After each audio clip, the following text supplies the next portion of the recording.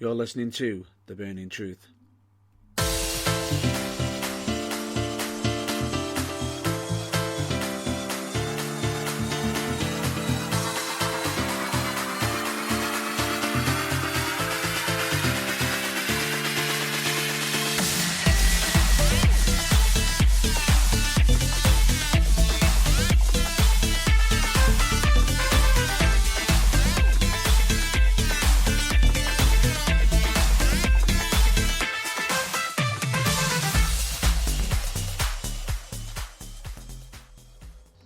Hello, ladies and gentlemen, dude and dudettes. I'm one half the host of The Burning Truth, none other than Matt Burns, and with me, he's back, he's all better.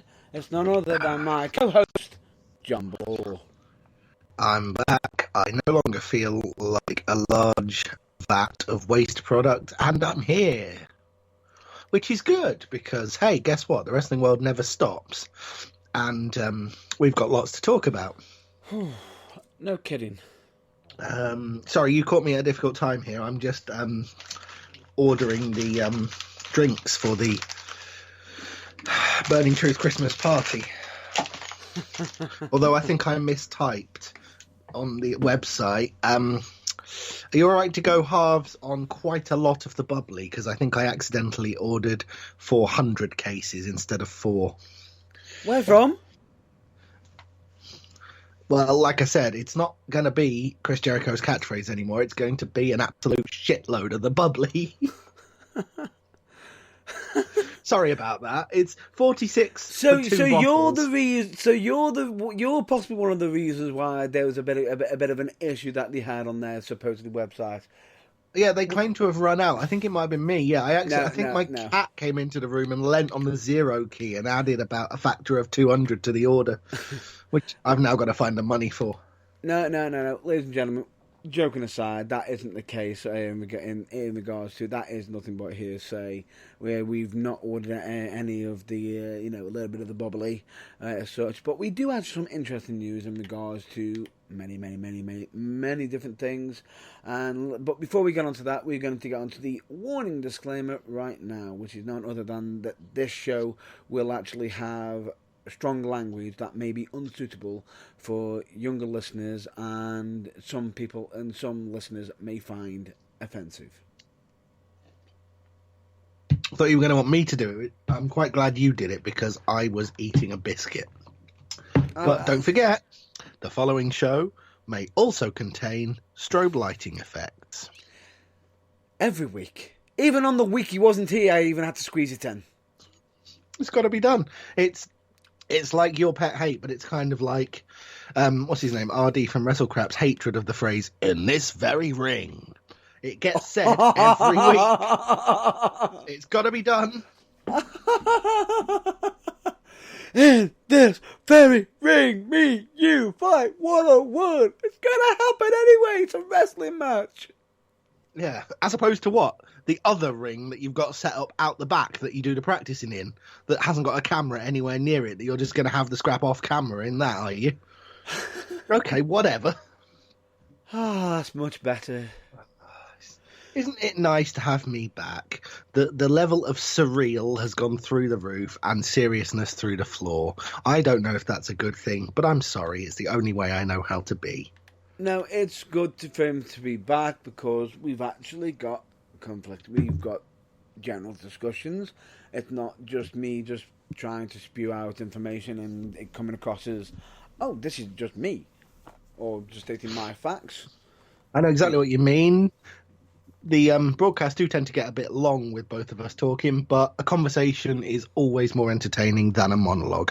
No matter how much you might think you're like, yeah, this is fun and stuff. Yeah. You know, just one bloke talking can get a bit tedious. No offence to you. None taken. But you know what I mean. I think I did not too bad. It was about 46 minutes somehow. 46 minutes. We'll have barely got warmed up at that stage today. I think it was more likely. It's almost like I did that. It's like, I did 46 minutes. You come in, hold my beer. Yeah. Okay. Right. Well, in that case, because of this preamble, and me accidentally ordering a shit ton of the bubbly, we need to get started because we've already wasted 5 minutes of me talking absolute nonsense, and we have got a shed load of stuff to cover. So, Right. Where do you want to start? Right, let's just start off at some of the major topics, which is we've got WWE to discuss, some case in point. We've got to discuss some of the, what happened on NXT War Games, WWE Survivor Series. We want to discuss potentially the state of the SmackDown Women's Division. Yes, I know some people are going to be stating, why aren't we discussing the Raw? But at the moment, we feel as though the Raw side of the Women's Division is solidified and... The thing is, it's a little bit one-sided, a little bit unbiased. Raw has a bit of depth. SmackDown, not so much at the moment, perhaps. I'm also going to be getting a personal view from JB in regards to the Intercontinental Championship that debuted while he was off. Yeah. Biting my tongue on that one until later, but trust me, and then I'll have the soapbox at the ready, so you guys might need your earmuffs at the ready if you're sensitive to strong opinions and language. Then we're most likely going to be discussing the other belt that we've got to discuss about. If you don't know what that is, brace yourselves, but we're not going to give you any more details until we talk about it in a bit, because otherwise we might froth with rage early, and, having that much rage for that long is not good for your heart. So we'll just keep that under wraps until a bit later. I'm ready to take my blood pressure tablets in the next few minutes. Anyway, and then we've also got some good news for WWE. Lighter side to end the WWE information, which is there's some love in the air. Oh, isn't that wonderful? Yes, especially around Twitter. But anyway, I've got a sleeve I can vomit up. I mean, sorry, it's good news. No, it's good news. But anyway, and we're going to possibly discuss the show NXT briefly about in regards to the main picture. And then we're going to have a little bit of AEW news in regards to a certain little bit of the bubbly. And we could discuss other stuff as much as such and go into more detail on other things. But we have It kind of depends how much time gets away from us, because we've got all that to cover and a little bit of UK news as well. Yeah. So I think we should just get started. Pretty much, shall we? Shall we start with NXT TakeOver War Games 3? Yes. Awesome. Yes. As in the fact, shall we just get down to the predictions? That we did? Yeah, I wish I had a soundboard at this particular point so I could play the sound effect of one of those cheap party streamers going off. Yay! When you blow into it, it rolls out and makes a popping noise. One of them that I would be blowing in celebration right now. I could put something on like that, but don't bother. We have integrity. We try. We try, at least, maybe. Yeah. He says as he has to put down the dark chocolate hobnob that he was just about to eat mid-broadcast there, because he's realised that would be spectacularly unprofessional. Not me. But anyway, we digress. NXT TakeOver. Much to the shock of the prediction results. What the hell? Yeah, I'm the one that watches NXT, and yet I got my ass royally handed to me by Matt Burns on the TakeOver predictions. I think I went with my head over my... I think I went with my heart over my head on quite a lot of these, as opposed, in the sense, I chose who I wanted to win rather than who was likely to. But, oh well. We originally only had 3 matches, but we managed to even get the squeeze in a fourth. Oh yeah. There was a pre-show match, which we couldn't even predict at all. But out of the 4 matches that we could predict, it was amazing that we actually even managed to get one of the matches involved in it. The only thing is, what would have actually have changed my mind is if I knew one of the extra match that we even managed to include in if we knew that there was going to be a stipulation. Otherwise, I would have changed my damn vote and had a clean sweep. Yeah, shoulda, woulda, coulda. Hey, listen, you got that wrong. I got pretty much everything else wrong. Yeah. So just let's bask in the glory of our you actually got two combined incompetence. You actually had 2 right, I think. Oh.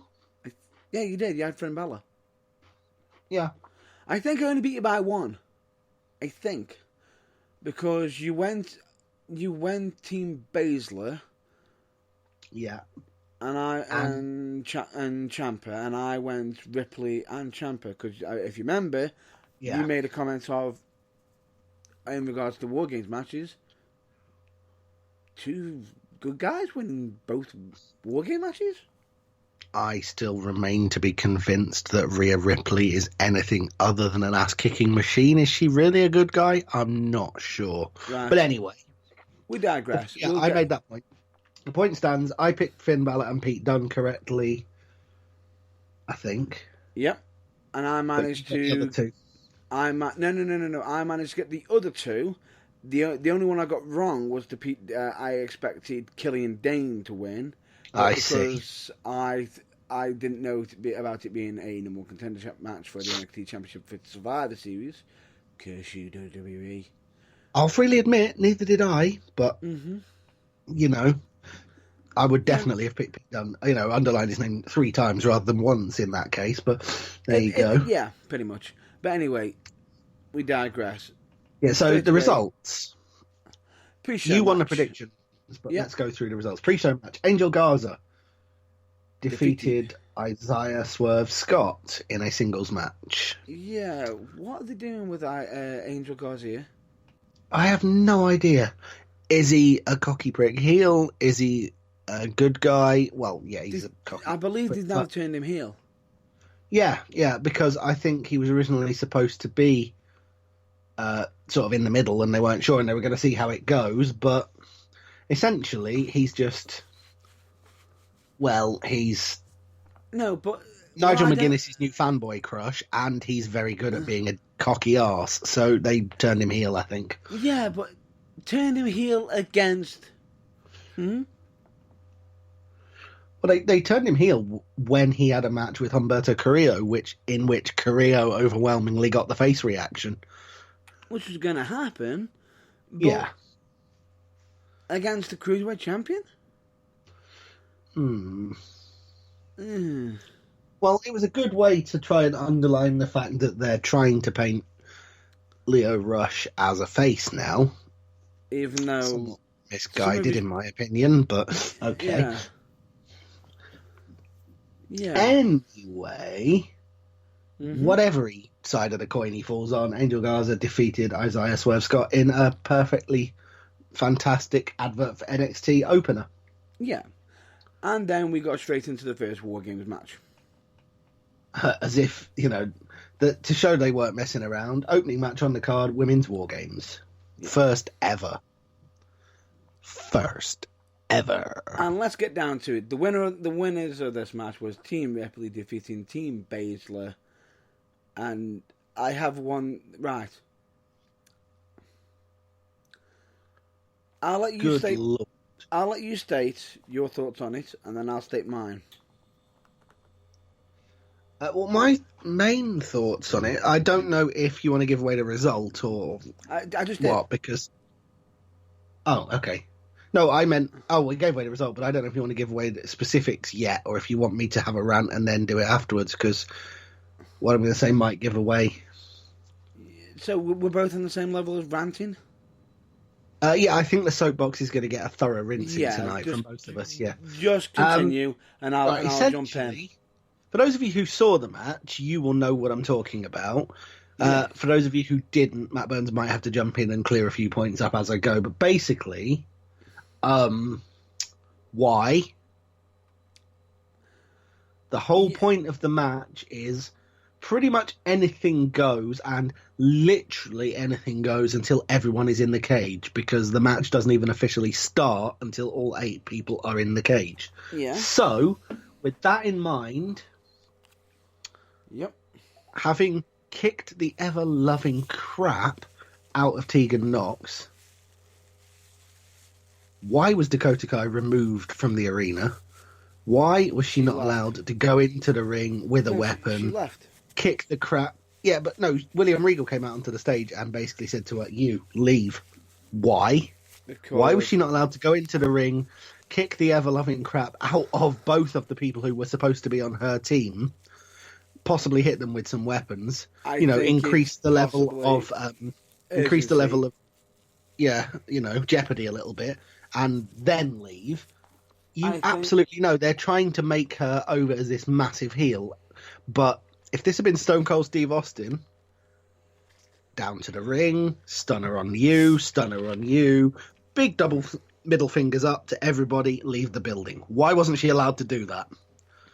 Because if she got in the ring and left, she would have actually forfeited the match. No, she wouldn't, because at that point Shayna Baszler was still in the cage, and so the War Games portion of the match, where leaving the cage forfeits the match for your team, hadn't started yet. Yeah. Hence why it would have made perfect sense to have her do an Austin. Literally, I'm here now. You eat my finisher. You eat my finisher. Middle fingers as I leave the building. Thank you and good night. I think it was Ultimate just badass rushed. in 2 finishing moves. Right. But they didn't let her do that for God knows what reason. That's your personal. That's your personal view, right? It is. Yours is different, but I sense equally spirited. So what's your take on it? You're saying equally spirited. I'm thinking, what the fuck? Right. I'm fine with the whole turn of Dakota Kai on Tegan Nox. The Great. reasons for it, yeah, they're actually sound. Right. Now, taking into account, when I saw that, I never sweated so much in my entire life. Avoiding all potentially ruinous lawsuit-inducing jokes here. Why, Yeah. Matt Burns? The reason why is simply because the second I saw Dakota Kai do what she did on Tegan Nox, thought Tegan Nox is out, and hang on, is Regal descending into the back? Okay, so there's 2 against 4, Yeah. and I'm thinking to Oh, myself, oh crap! It's like this is Baszler's time to shine. This is it. Now or never. She's going to win, and JB's got the advantage from the get-go. I see. Well, I've got to be honest, at that point, after questioning why they didn't let Dakota Kai Austin it up, and then running through the back of my head, oh my God, has Tegan Nox injured herself again, legitimately? I really hope not. As far as I'm aware, listeners, she hasn't, so please don't jump to that conclusion. But you know what I mean? It ran through my mind because of her horrible history with horrible injury. If I'm honest, it told a good story. Me personally. Yeah. But after all of that, I sort of was like, well, yeah, I genuinely thought it's 4-on-2. Yeah. How are they going to spin this to anything other than a massacre, essentially? Yeah. I don't know what happened to Mia Yim and why she wasn't cleared to compete, but I also expected at some point. Mia Yim was supposedly viciously attacked and replaced with Kai. But there was a legitimate reason why she couldn't compete, and I don't know what that is. It was due to the NXT previously. Oh. Where, in regards to the ladder match, that injury. Still not cleared from that. Okay. Nope. That makes sense. But I did cleared. expect also, en route to the fight back that I expected to come and then be viciously wiped out, Mia Yim to appear midway through, beat her way into the cage, and then knock Seven Shades out of all of the heel team with said Singapore Cane, and then leave again, and not get the team disqualified on the grounds that she wasn't officially part of it.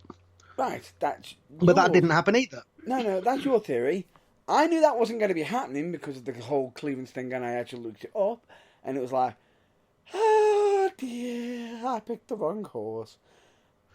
Yes. And but no, it turns out you didn't. pins Shayna Baszler. After hitting a riptide on 4 stacked steel chairs. Right. Ouch. For me, yes, I'm one up. I'm up. I'm happy, or am I? Okay, I'm confused. Why would you not be? You got your prediction right. The prediction in me, the predictionist in me was happy. Yes. The wrestler and wrestling fan wasn't. Okay. I think I know the answer to this, but for the benefit of people who aren't me and might be listening to us, why weren't you? I wasn't happy because I understand coming over adversity, rising overcoming above adversity, yes. Yeah, rising above everything, being, going beyond, go beyond, do more. 2 faces against 4 credible heels. Need to say more? I know exactly what you're saying. I was also of the opinion that I've got it might as well worry. have been 2 on 3, because in what we thought would be her time to shine on the big stage, what did they let Kaylee Ray do?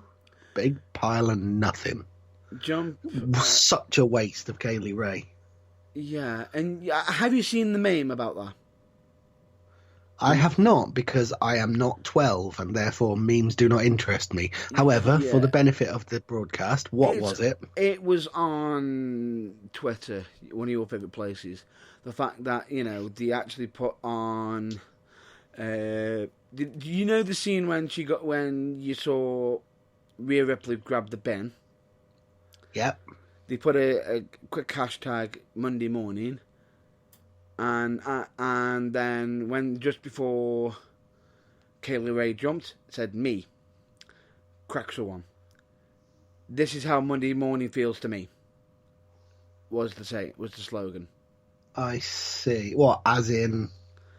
Monday morning hit them like a ton of bricks. Ah, fair enough. And that was it for Kaylee Ray.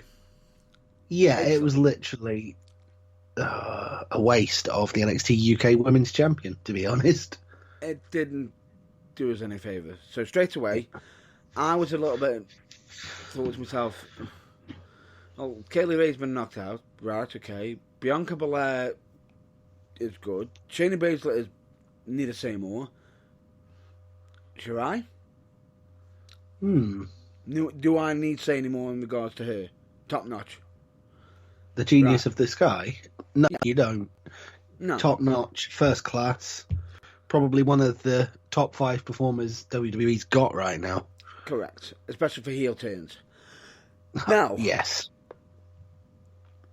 They all got buried. In a way, in a sense. Which I feel hurt them. I know exactly what you mean. It made the fact that none of Bianca Belair, Io Shirai or Kaylee Ray could actually overcome Candice LeRae and get to Rhea Ripley. It didn't make them look strong. Let's put it that way. No offense intended to Candice LeRae, but there were 3 of them. She is an amazing wrestler. Absolutely. But the point being, 3 heels who are not afraid to cut corners, cheat, and use any dirty tactic imaginable can't overcome one face and stop a second face from pinning the company's champion. Well, the NXT champion. Yeah. Doesn't paint them in a good light at all. Although I did predict that Rhea Ripley could pin Shayna Baszler. I figured that would happen.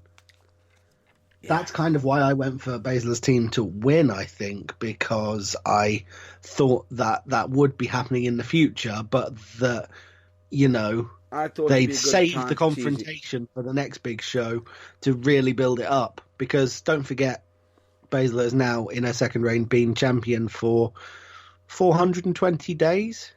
Something ridiculous like that. Anyway. So I thought they'd basically tease a confrontation between the 2 of them, but save the champ getting pinned until at least the Royal Rumble takeover, thus leaving the match at WrestleMania weekend because, that's the occasion that such an obvious changing of the guard after such a long time deserves. But apparently not. Yeah.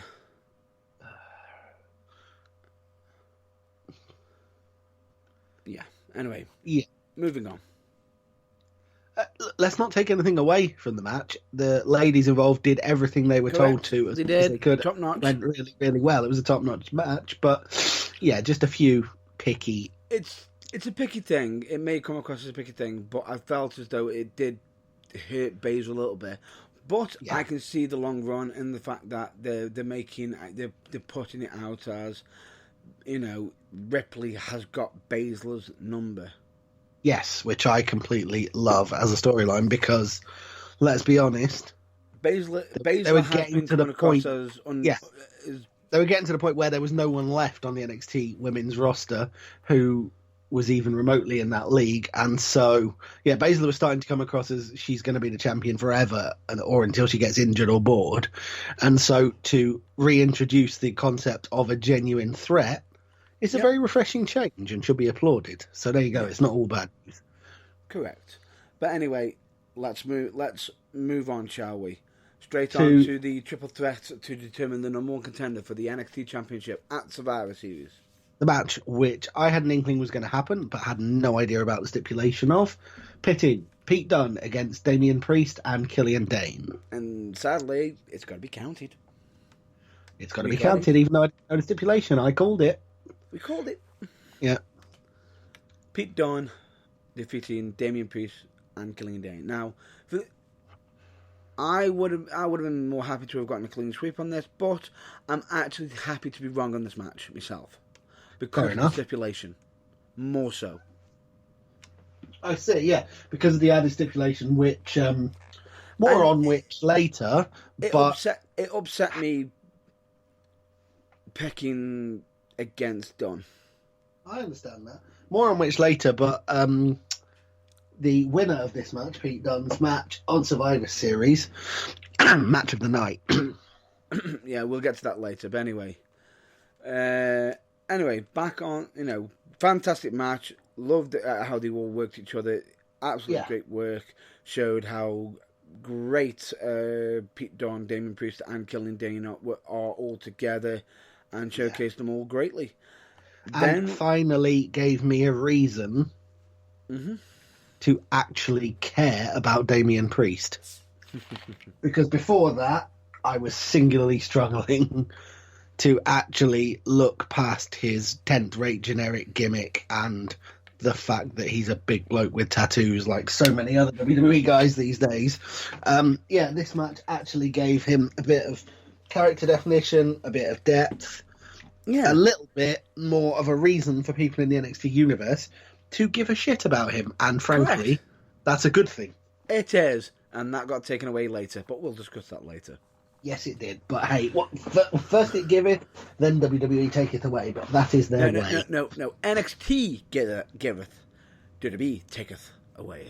Indeed. Anyway. Well, yeah, but we'll get on to that and how a certain other NXT champion was treated incredibly shabbily at Survivor Series later on. But Anyway, Finn Balor defeated Matt Riddle. Yeah, the unstoppable Finn Balor. The one-man Bullet Club wrecking NXT as he sees fit. There was only one way this was ever going to go, and again, Matt Riddle gave him a damn good fight, but yeah, it was only ever going to go one way, wasn't it? And a lot of people saying, but where's the demon? Where's the demon? Where's the demon? It ain't getting it. Yeah, a lot of people saying that are misguided. Have you not seen everything Balor's done since his return to NXT? What does he need the demon for? He is the prince. Exactly. The Demon was a WWE pay-per-view special occasion for when he was facing someone from WWE's Land of the Giants tradition, and as just plain old 180-pound Finn Balor, in the eyes of most WWE fans, didn't stand a cat in hell's chance. Most of the guys in NXT are in Balor's weight range. True, but at the same time, I actually think that this Balor could take on members of the... Oh, absolutely. I wouldn't say main roster because we can't say that anymore, but we'll get He's into that the later. longest reigning NXT champion in history. Yeah, Perhaps yes. may not have been had Tommaso Ciampa not got injured and had to relinquish the title, but he did, and he did, so he is. Yes. Moving on. Main event. Hashtag Balor 2 time coming soon. Anyway, Possibly more on that later, but yeah, for now we'll get on to the main event, in which Daddy went to war. What the hell, main event? For those uninitiated, the main event was the men's War Games match pitting the Undisputed Era, Adam Cole, Bobby Fish, Kyle O'Reilly and Roderick Strong, against Team Ciampa, Tommaso Ciampa, Keith Lee, Kevin Owens and Dominic Dijakovic. Hold on, record scratch, pause, go back. Did he just say what I think he just said? I think he did. Yes, I did say that. The surprise fourth member, drafted in last minute to replace Matt Riddle, who in turn was replacing an injured Johnny Gargano, in Team Ciampa, was Kevin freaking Owens. As if this match wasn't insane enough already. Now, this to me added an extra level of an extra layer. Now, everyone's thinking, is Kevin Owens back in NXT? That was the question. A question which Apologies for that. NXT did absolutely nothing to get him remotely close to answering at all during the match, which made it even more fantastic. Which was genius, because everyone's going, is he actually on NXT? Is he joining? Is he? What's going on? What's going on? What's going on? And it's like, but then they're watching, and Kevin Owens is beating the hell out of Undisputed Era. Absolutely. Fantastic stuff. I loved the little element that they introduced beforehand that got everyone's minds working overtime, which I believe was a tweet from Ciampa shortly before the show, which said, "We put the feelers out. If they turn up, great. If they don't, never mind. We go on." Yeah, fantastic way to make the crowd be like, have they even got anyone? What's going to happen? What was so weird, we were predicting ourselves, if I'm not mistaken. I remember at one point thinking The Dream, then you changed my mind, and then I went for Seth. Yeah. And I think I went for... for... hell? I ended up predicting somebody actually from the damn show. The right show that they were on. Just the wrong person. Yes. Well, I think I said that I would have liked it to have been Dave Mastiff, but it was probably... I looked solely within the realms of NXT, and I said I think it was going to be Isaiah Swerve Scott, which got shot down as soon as the pre-show came on, but... Hi. Nobody saw that coming. Nobody. But it added Disclaimer, that extra layer. If you did, can we borrow your crystal ball for the next show? Cheers. And can we also have the lottery numbers for the next couple of months? Euro Millions numbers from now until Easter, please. Every week.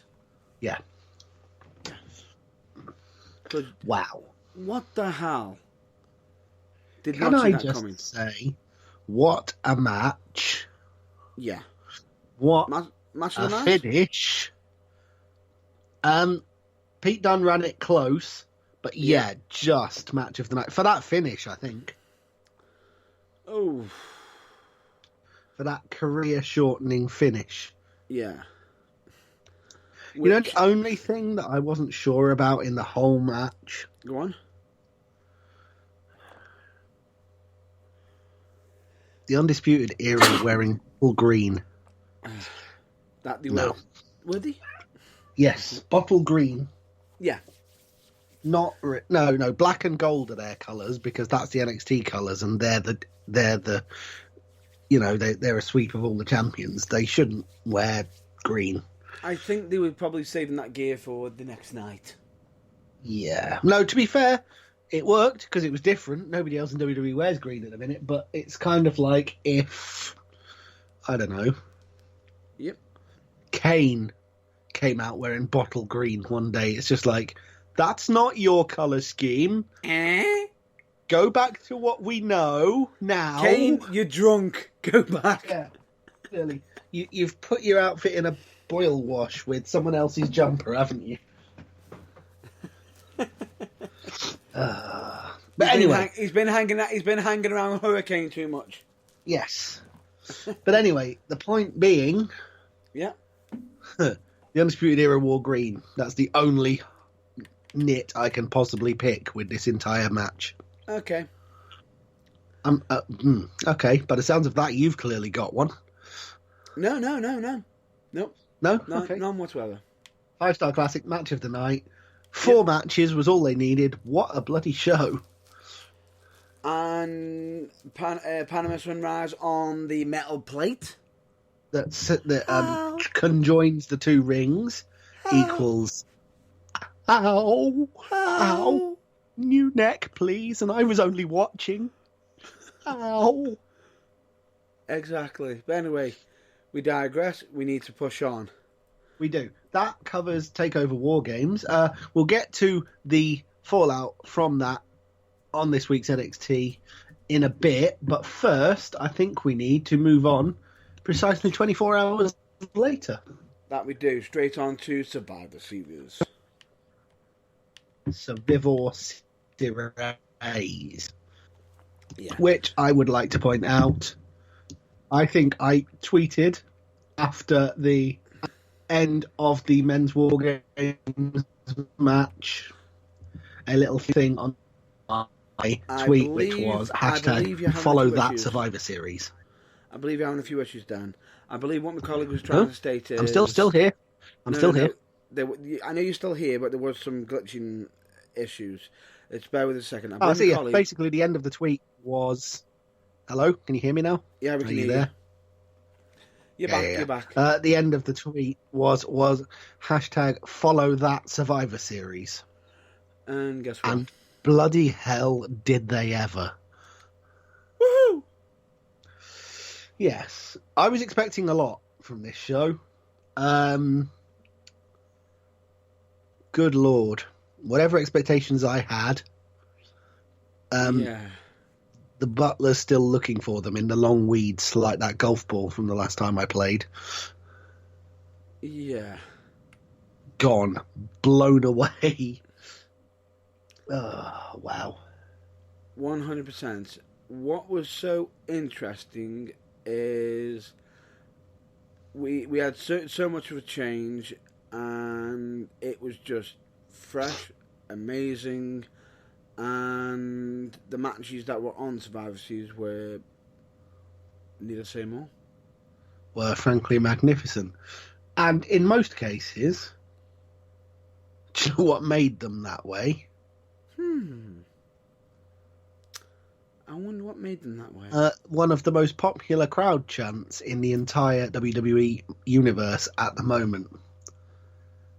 Three little gold and black letters. Yeah. N X T.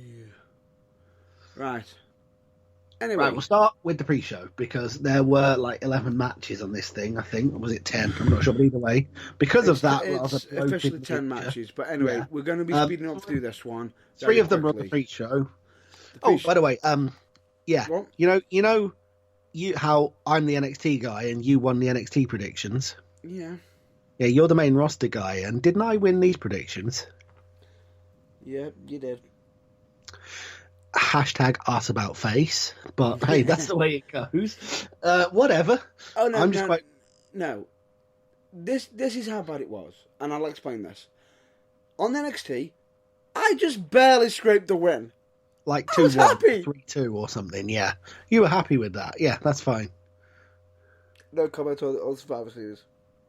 I think it was something like I don't know, like 6-3 or something ridiculous that.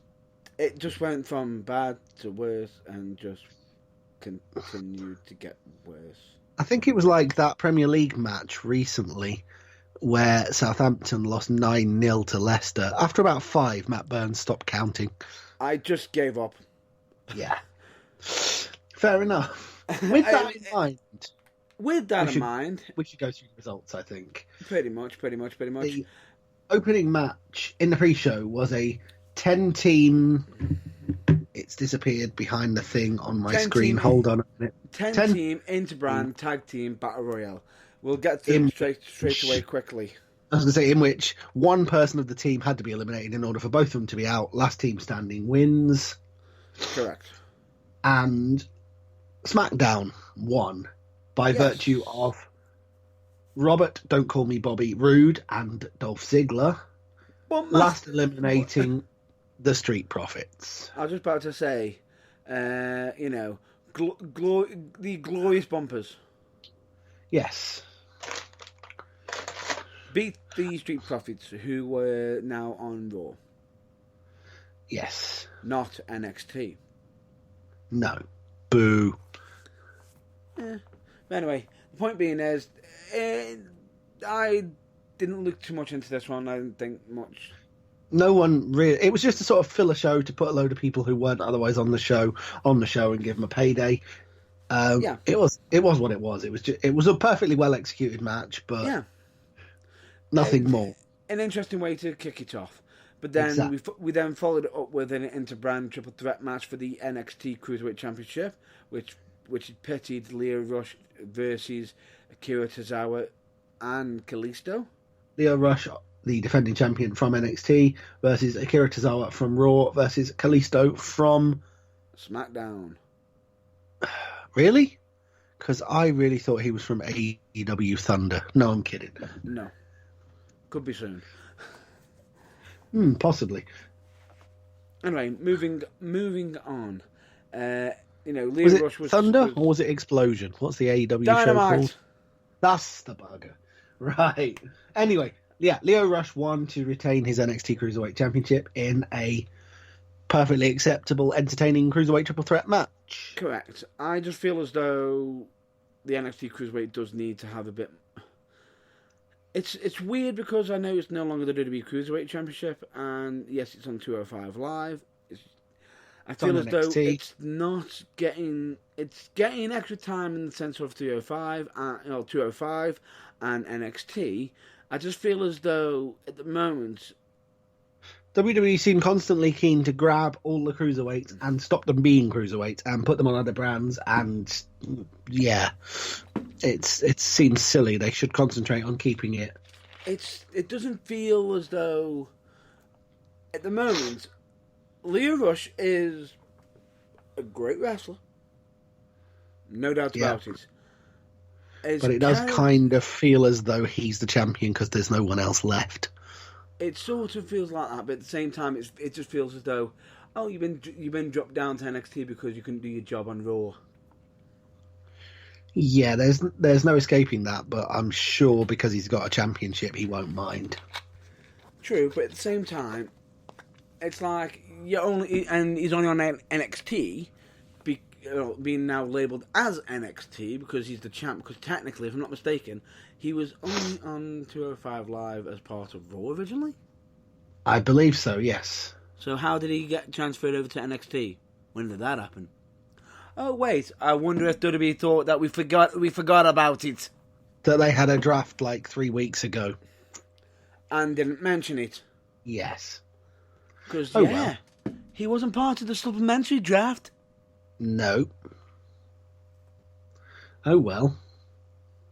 Anyway, so that sets the score to 1-1 between SmackDown and NXT. Yeah. Can you tell where this is going yet? The third match in the pre-show. The Viking Raiders, who are called Rowan Hansen, despite whatever stupid names WWE has come up for them. I'm sorry, but they just are. Eric and Ivar, just for the WWE's sake, and Eric Hansen and Ivar Rowe. There you go. Anyway, they are the Raw Tag Team Champions, and they won for Raw, defeating the New Day, the SmackDown Tag Team Champions, and the Undisputed Era, Rilo Kiley and Bobby Bish, the NXT Tag Team Champions. And New Day, Big E and Kofi Kingston, right? Yes. The Viking Raiders won for Raw, continuing their steamrollering of anyone and everyone in their path, and conveniently ending the pre-show. Raw, SmackDown, and NXT one apiece in terms of wins. Right. Yeah. I'm about to have a rant now. Yeah. What about the first match on the actual show? Nope. About the tag team match? Yeah. I have the distinct feeling I'm going to 100% agree with you about this rant, but okay, go on. Take a deep breath and take it away. Right. I have no issues with the Viking Raiders winning. Fine. I thought New Day were going to win. You didn't? No, fine. And you thought Undisputed Era. I'll be honest with you. I went with the New Day because I thought to myself, they're going to just give them again. Because they seem to be undefeated, unbeatable, and yet they somehow managed to get into this match weeks before it was actually meant to be occurring. Yes. And I went for them because I thought to myself, WWE are going to give them a monumentous push because they're feeling sorry for Kofi. Because he was royally shafted, yes. Yes. So that's why I picked them. The reason why I'm annoyed is because, and this is, I know everyone's going to say, but you picked them to win. I'm annoyed the fact that the New Day were actually in the damn match because I felt as though it would have been a much, much better match to have the top guys. Just a little bit. Yeah, I completely agree with you. Why? But why do that? Why advertise it originally as, Viking Raiders, top guys? Or not? You know who I mean by when I say top guys. Against Undisputed Era. Hashtag FTR. Yeah, the revival. What the hell? No flips, just fists. The best tag team in the world today. And then when they did that, they had the revival face off Undisputed on NXT. Yeah. And jobbed them out. And it's like, they're the former SmackDown Tag Team Champions. They're the first Tag Team Triple Crown winners. Yeah. What the hell? Yeah, it was a little bit pointless, I've got to agree. But, no. Oh, sorry. Is this because their contract is due up? Way to make them want to stay, guys. Yay. Coming soon, the first ever Quadruple Crown winners and second ever AEW Tag Team Champions. Who knows? But anyway. What's another word for revival that AEW can use without infringing on copyright? The throwbacks? The rebirths? The throwbacks? The throwbacks, They'll probably just call them old school and have done with it. But anyway, we digress. For everything that was wrong with this match, in theory... Why do I get the feeling that they just go for no flips in fists as the tag team? Because WWE probably have it copyrighted. Or they'll rebrand it. But then again, AEW have been sort of taking WWE branded copyrighted names, haven't they, lately? But we'll discuss that one later. We'll get to that later, but yes. Anyway, so the participants of the match aside, the match itself was absolutely fine. Viking Raiders won, which set it up as 1-1-1 in the battle for brand supremacy, leading in, to the first match of the show proper, which was a 5-on-5-on-5-on-5-on-5-on-5, stop me, I'm getting dizzy, Survivor Series style elimination match. Right, I'll rephrase it for him. It was 5-on-5-on-5 on. What the hell? No, let's get back. Anyway, it's 5-on-5-on-5 Women's Survivor Series triple threat elimination match. There we go. Mouthful, yes. Yeah. So, and we've got to do that again a bit later. Later, yeah. Which was Team NXT: Rhea Ripley, Bianca Belair, Candice LeRae, Io Shirai, and Toni Storm against Team Raw: Charlotte Flair, Natalya, Asuka, Kairi Sane, and Sarah Logan. And versus Team SmackDown, Sasha Banks, Kamala, Dana Brooke, Lacey Evans, and Nikki Cross. don't worry, I'll read out the men's one so you can have a breather. I've got no worry. I'll jump on it if That's I'm fine. needed. That's fine. But yeah, I'm used to long rants. What can I say?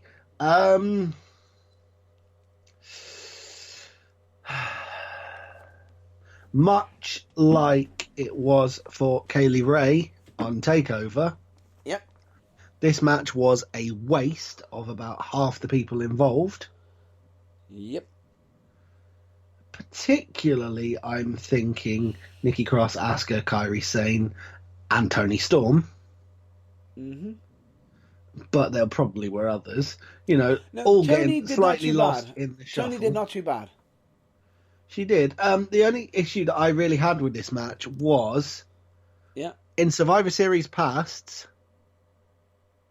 the men have all worn T-shirts with the brand they represent on, Yeah. or at the very least, all worn blue and or red gear. Yeah. Could the women not have all worn blue, red, and yellow gear or T-shirts so that we could tell who was on which team at a glance? Would that have killed them?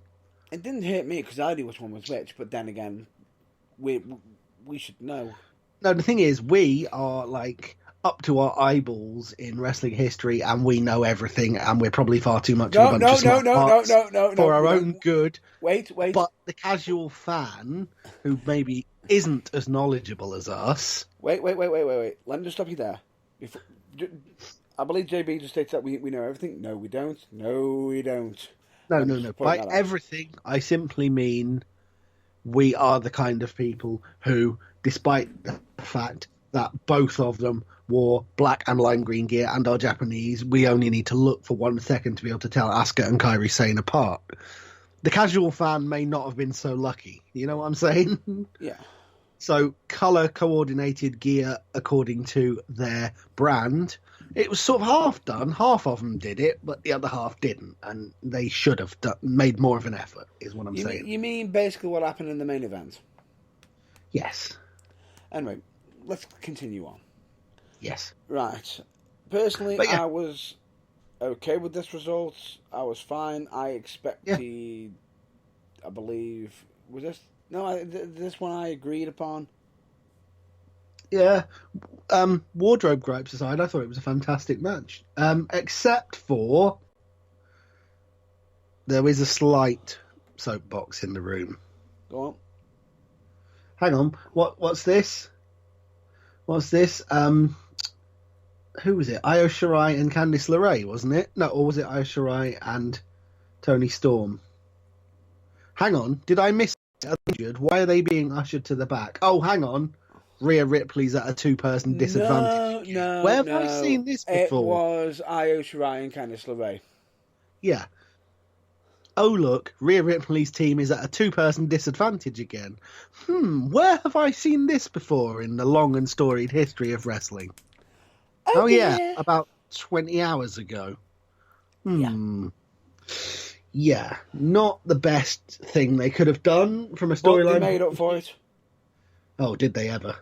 They made up for it because because later on, what was so interesting is it looked like they were down, and then just as it was starting to go down further and further, like, you know, it was potentially, you know, Rhea Ripley versus, I believe, versus, I think at that point it was Sasha Banks and Charlotte. Sasha Banks and Or Carrie or Asuka? No. I know it was Sarah Logan. Who was it for Raw? I can't remember who the last person for Raw was. I think it was Asuka, but I might be wrong. No, possibly. But anyway, the point being is, it was a nice little surprise to have Candice LeRae and Io Shirai come back. And, well, it was a nice little surprise to have them come back and potentially turn the tables, except that Rhea Ripley just ripped through everyone by herself, and they didn't need to have bothered. Well, no. They came back, got pinned, and Rhea Ripley was on her own. Yes. Well, I've got to be honest. It was Natalya. Oh, of course it was. I know exactly why I remember now, because the double women's switch. Wrestling embodiment of vacant. Anyway, Oh, was Natalia in this match? Oh, was she? Yeah. Oh, I totally forgot she was there. no, it was fine. But anyway, she did not too bad on the show, I thought. But she had a good showing. Personally, I just felt as though having Natalia get fooled by Sasha Banks was a bit stupid because really, I liked the fact that the last three weren't, as it could have been very tempting for it to be, Rhea Ripley, Charlotte, and Sasha Banks, just because they're the names, It was that interesting they did to well see in that how front. Charlotte Flair got eliminated as well. Yeah. That was interesting. Remind me? Missed. Oh, yeah. By her own team. Yeah. Yeah. Which I think got Asuka removed. No, I don't think Asuka got removed. I think she just was too busy. If I remember correctly, she was too busy going, haha, look, your eyes are green and you cannot see, and somebody hit their finisher on her and pinned her. I could be wrong on that. Let's continue. Anyway, point being is, Rhea Ripley came out strong and looked great. So Team NXT up 1. So it's now 2-1-1. Yes. In official WWE speak, or 1-0 to NXT if you discount the pre-show, which ended level, so you could quite easily have. Yeah. Then we next match. Triple threat, or champions triple threat, which pitted the second NXT tier Northern champions match. Yeah. NXT North American champion Roderick Strong versus Raw's United States champion AJ Styles versus Intercontinental champion Shinsuke Nakamura, representing SmackDown and accompanied by Sami Zayn. Yes, right. This match was basically a showcase for why, when he comes up to the main roster, Roderick Strong deserves to be mentioned in the same breath. So you keep saying main roster. NXT is a main roster. Oh, sorry. When he goes down from the A brand to one of the lesser two, yeah. Roderick Strong deserves to be mentioned in the same breath as the multi-time world champion AJ Styles and the multi-time world champion in Japan, bear with me, Shinsuke Nakamura, as a genuine top-line guy. And, well, if anyone doesn't believe it after that match, what match were you watching? This was an indie darling match. Great idea. Great match, back and forth. Right. Roderick Strong came out strong because he defeated AJ Styles. So, yes, ladies and gentlemen, NXT's up by 3. To one. Yes. Yeah. Awesome. And NXT's up by 4 because, oh wait, hang on, no, the next match doesn't count because it's an all NXT match. Let me go back to the Champions Triple Threat match. Right. Yep. I'm fine with the results. Yeah. The issue I have with this match is the commentary team. More concerned with what Sami Zayn was doing on the outside and what was going on in the ring? No, the commentary team. Hang on. Who was the commentary team for this particular match? Because whoever was calling the match, they had a pool of about 10 commentators and it changed pretty much for every match. So remind me who they exactly were for this one. It's more or less the Raw representation I have the issue with. Which would be the King. Jerry Lawler? Yeah. Yeah. Fine, I understand. You're meant to be representing supposed loyalty. Yeah. And on Raw, is he the villain? The colour on Raw, would you say? I haven't watched Raw since he's been back on it, so I couldn't tell you. Right. But no, I thought the villainous guy on Raw was supposed to be Corey Graves. No, he's on SmackDown. See, since they did the brand split, I don't know what's going on. But anyway, King not the brand across, split, sorry, the King draft. You know what I meant. Across as almost as if he was targeting Strong in regards to him being grown up from trailer parks and taking massive shots at him, saying, I've got one question for Roderick Strong. Is it a double wide? Shades of about 20 years ago when he buried ECW. And I mean the original ECW, not the I have no issue with the fact that he's being a villain, but he should be portraying that all the time. This came out very targeted. Namely, that he was trying to do Roderick Strong down, and it looked a bit obvious. Yeah, and it was a bit awkward, to be honest. And the fact that he was picking ISIS. However, I've got to give props to one person on the WWE roster for picking up on it. Which person was that? He's got kids! Rhino? Damn, no, the other half of that tag team. The other half of the first ever SmackDown Tag Team Champions. The one-man band. Heath Slater literally jumps onto it saying, I'm still in the trailer park! And I got Nothing kids! wrong with trailer parks. Exactly. The point being is, it was quite funny that he jumped onto that, but King came across as a bit desperate. Yeah. A bit spoiled, if anything. Now, well, yes. I understand that from the perspective that Vince McMahon will probably see it, which is, he's a king. He's going to look down on trailer parks. He lives in a palace. He's the king, for God's sake. But, God, talk about simplistic 1980s worldview that just doesn't work anymore. No, the problem is, it came across in that order. It came across, it just seemed like King's would have been humanised. We know Jerry King Lawler. We know who he is. It just came out of unnecessariness. Yes. But anyway, moving on, shall we? Did we mention Roderick Strong won? Yes, I think we did. Yes, we did. Adam Cole. Moving on. The following match is an all NXT affair, so didn't count towards the totals. It was Adam Cole defending his NXT Championship against Pete Dunne, who won the right for this match the previous night on War Games. Both of them very beat up. The result was Adam Cole defeating Pete Dunne. I'm not taking anything away from Pete Dunne or Adam Cole at all. But let me just state this. Match of the night. Match of the year? Match of the weekend. Well, of the weekend, definitely.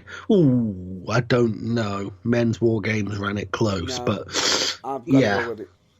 I've got to push you. Literally, it was the perfect showcase for NXT. Yep. And it was everything that, if you haven't already discovered the black and gold brand, the A brand, where have you been watching the minor leagues for the last 7 years? But after that match, how could you possibly... You can't ignore it anymore. Go on. You know what's so good about this one? That you got Michael Cole from SmackDown praising both Adam Cole and Pete Dunne for the match that he watched. Absolutely. Can't get higher praise than that. And he's the SmackDown commentator. He should be against him on this event. On this particular event, he should be kayfabing it up to the max and being like, no, they're just NXT guys. It wasn't. Genuinely, he had just stated the facts. He said it was a great match between two guys who've literally got rockets strapped under them and they're going all the way. Pretty much, and even complimented on them the fact that they went through hell the previous night. And they were still there, taped up and all, and they still kicked 7 shades out of each other. No kidding. Yeah. Right. Heck of a match. And then from one kind of match to the next one on our list. Which is a SmackDown-only match. A SmackDown-only match, the singles match for the WWE Universal Championship. Yeah. Boy, if we got a soapbox about that later. Spoiler. Or teaser, perhaps, is a better word. But anyway, The Fiend, Bray Wyatt, faced Daniel Bryan. What a way to have Daniel Bryan to reconnect. I thought the promo building up to it before it, with Miz stating he wants Bryan to to end the Fiend. He's got, I Yeah. have got children of my own, Yeah. and it was just it. It showed Miz in a very positive light in the fact that he was almost begging Brian to put an end to Wyatt. Yes.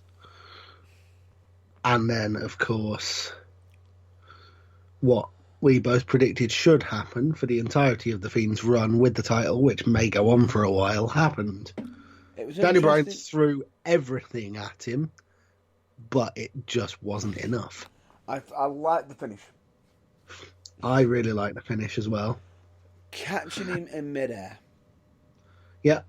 And at 10 minutes, it didn't outstay its welcome either. It was No. the exact right length. The only thing I don't like is that bloody red light. No, I hate it. I believe you joked about it, or it might have been someone I talked to on the internet. A friend of mine who sent me a message on Twitter before, but he's on What if it SmackDown were now. blue? The light should be blue. Nope, they're not doing that. But anyway, it was everything it needed to be. It made Daniel Bryan look great in his attempt to beat the Reconnect. unbeatable. And He- reconnect with the Yeah. yes movement. He didn't look bad in losing because, frankly, the Fiend is being portrayed as unbeatable, so it was no Yep. surprise really. But he didn't. Yeah, it did Daniel Bryan no harm to lose. It Yeah. portrayed the Fiend as another notch towards, wow, who can stop this monster? Kind of, Yeah. it worked on every level. It did. And great match. And it also provided a nice breather before the next match, Yes.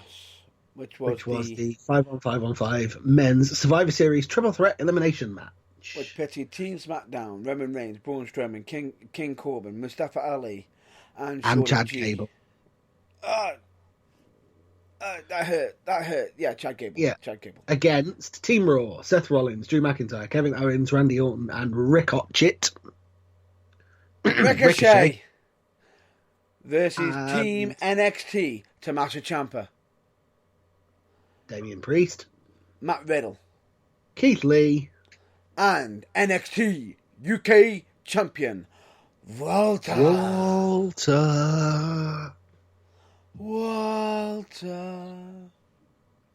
Which was great to see him. The pop was amazing. The crowd got just about halfway through their first "Walter's gonna kill you" chant when he was eliminated. But never mind. It was the thought that counts. Do you know? I thought they missed a beat there. Absolutely. Do you know why they missed a beat? Why? He mean, was besides the hurting obvious. Braun Strowman. Yes. He was kicking the crap out of Braun Strowman. He absolutely was. And that is a feud to come. Yeah, that'd be a Future, match. Definitely. That's a big match. But Walter's gonna... Oh, he's gone. Oh wait, but at the same Aw. time, another matchup I'm interested in seeing is Walter versus Drew McIntyre. That will also be a bowling shoe ugly slobber knocker. Yeah, Thanks, Jim Ross. It'll also be a hell of a match, quite clearly.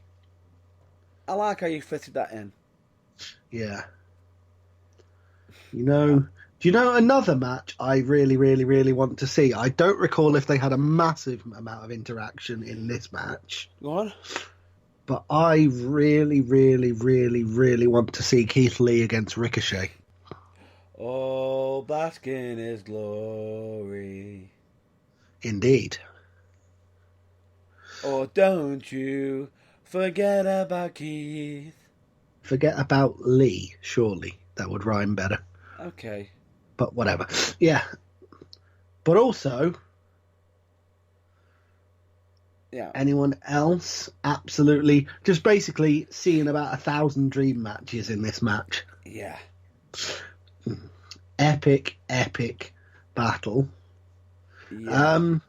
And I like the little interlude a little bit in, which I think was Ricochet, Mustafa Ali, and Chad Gable. Nearly did it. Nearly.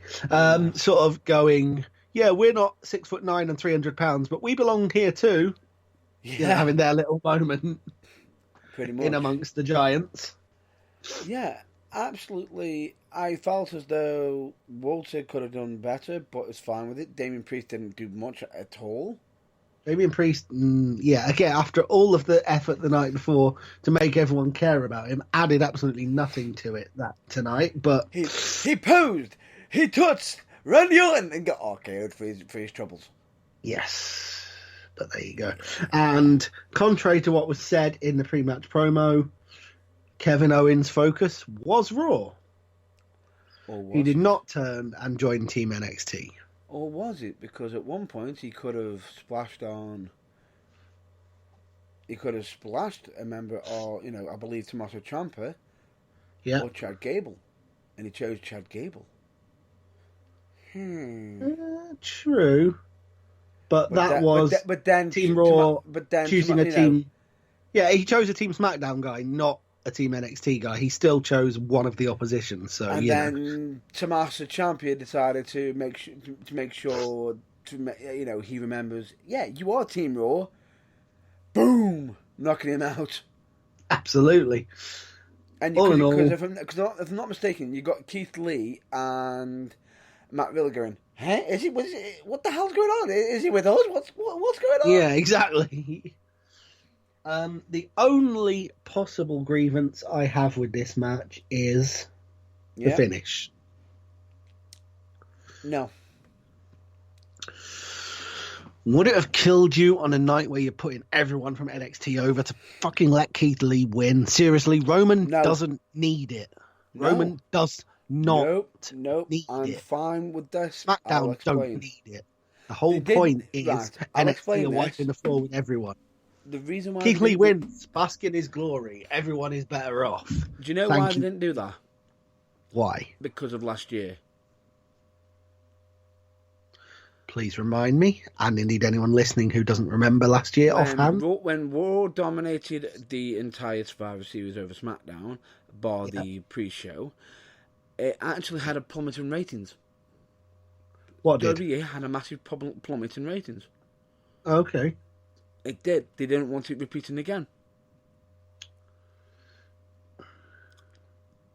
And I think it didn't hurt Keith Lee losing to Roman Reigns. If anything, it actually benefited Keith Lee because the match that them pair had against each other was absolutely amazing.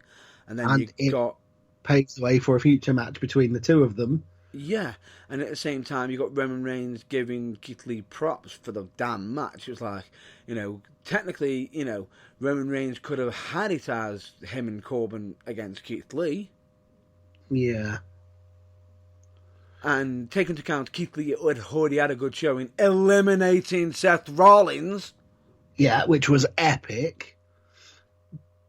But, yeah, I just thought that they sort of made the it's the Roman Reigns show element of the match. It did, but at the same time, I feel as though Roman Reigns needs to have a bit of a big win because, yes, he has been taking a bit of a kicking lately.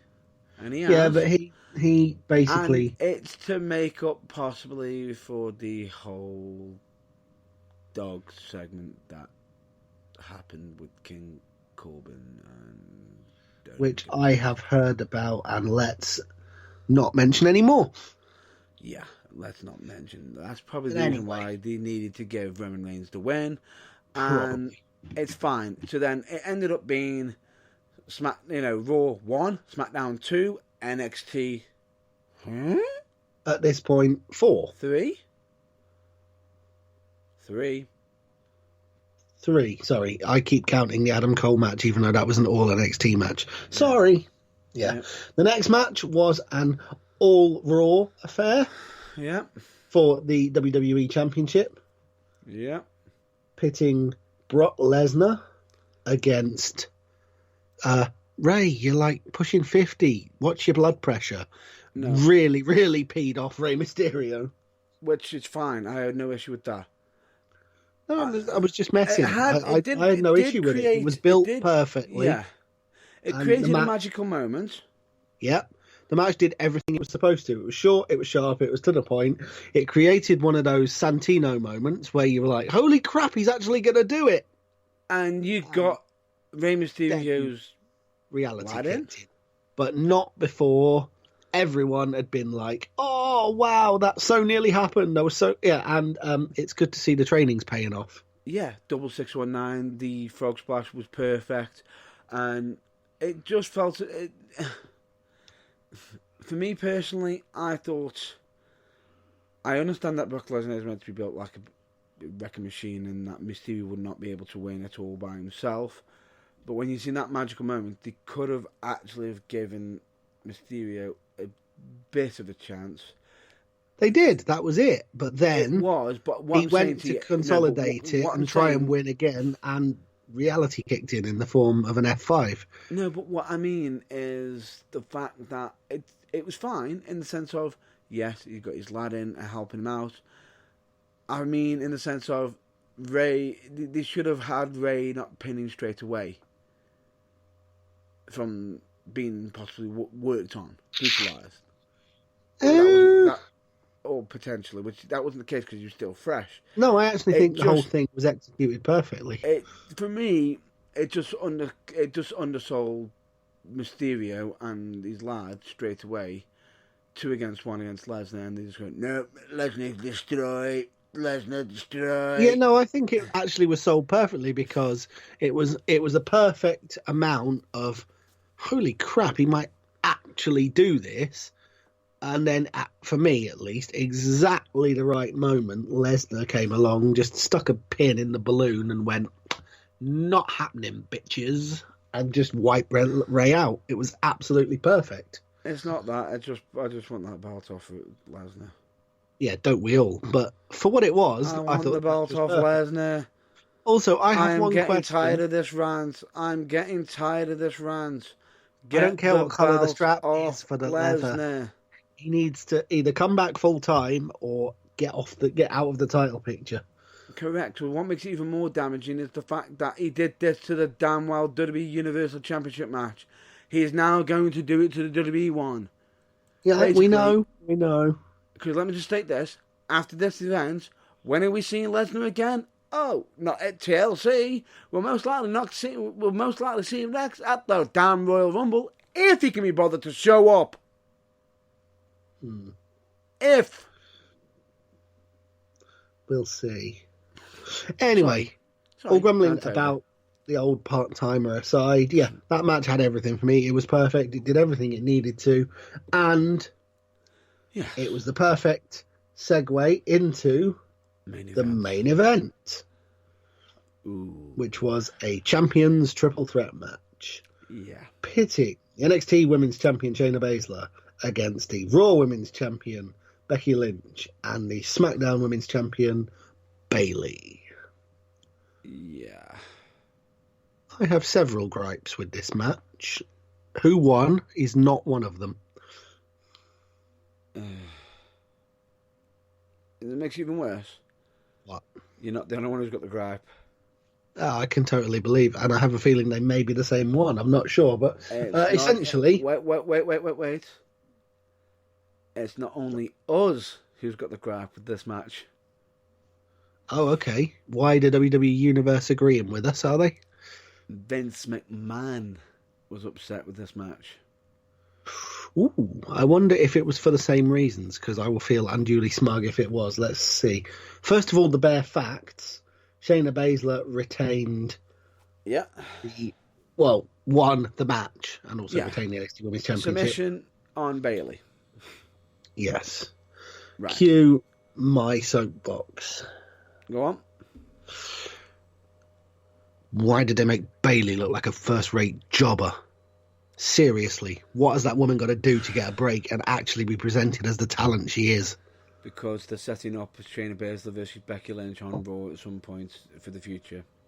Yeah, of course they are. Yeah, but why can't Bayley be the one who, after, 15 minutes of the match in which she's given as good as she's got and got near falls on both other women and kicked ass as much as she's had her ass kicked, then just be in the wrong place at the wrong time and not be able to get to Becky Lynch to break it up before she taps out?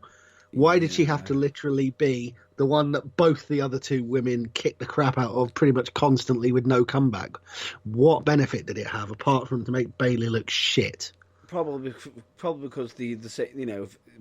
for the same reason why whoever came up with Bayley's new costume design didn't think it damn well through when she's wearing the WWE Women's Championship belt ever again. Hang on, why? Oh, do you not know about this? No. Do you right? Let me just say this: before she turned, didn't Bayley used to wear the championship belts around the waist? Yes.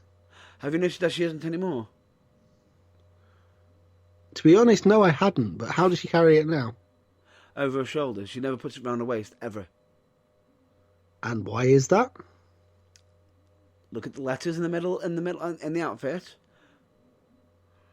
What letters do you see in the centre?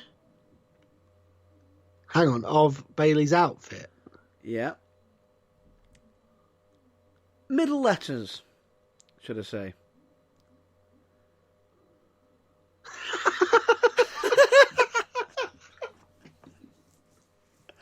Have you just figured it out?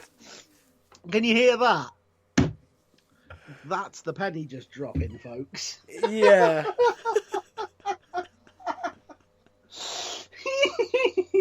Morons! Wow. Yeah, you just figured that out now, haven't you? Yes, I'd never noticed before, and to be honest, if you hadn't said, I'd probably have been one of the oblivious majority that never did until it was pointed out to me. But what has been seen cannot be unseen. In case anybody is still wondering or hasn't, if you know, you know. If you don't, oh dear. If you take Bayley's gear, which has her name written out in 2 rows of 3 letters. Yeah, Bayley. What are the middle letters of each of those rows, and what's the main letter that forms 88% of the centre plate of the WWE Women's Championship? Oh, wait. The first letter would be A.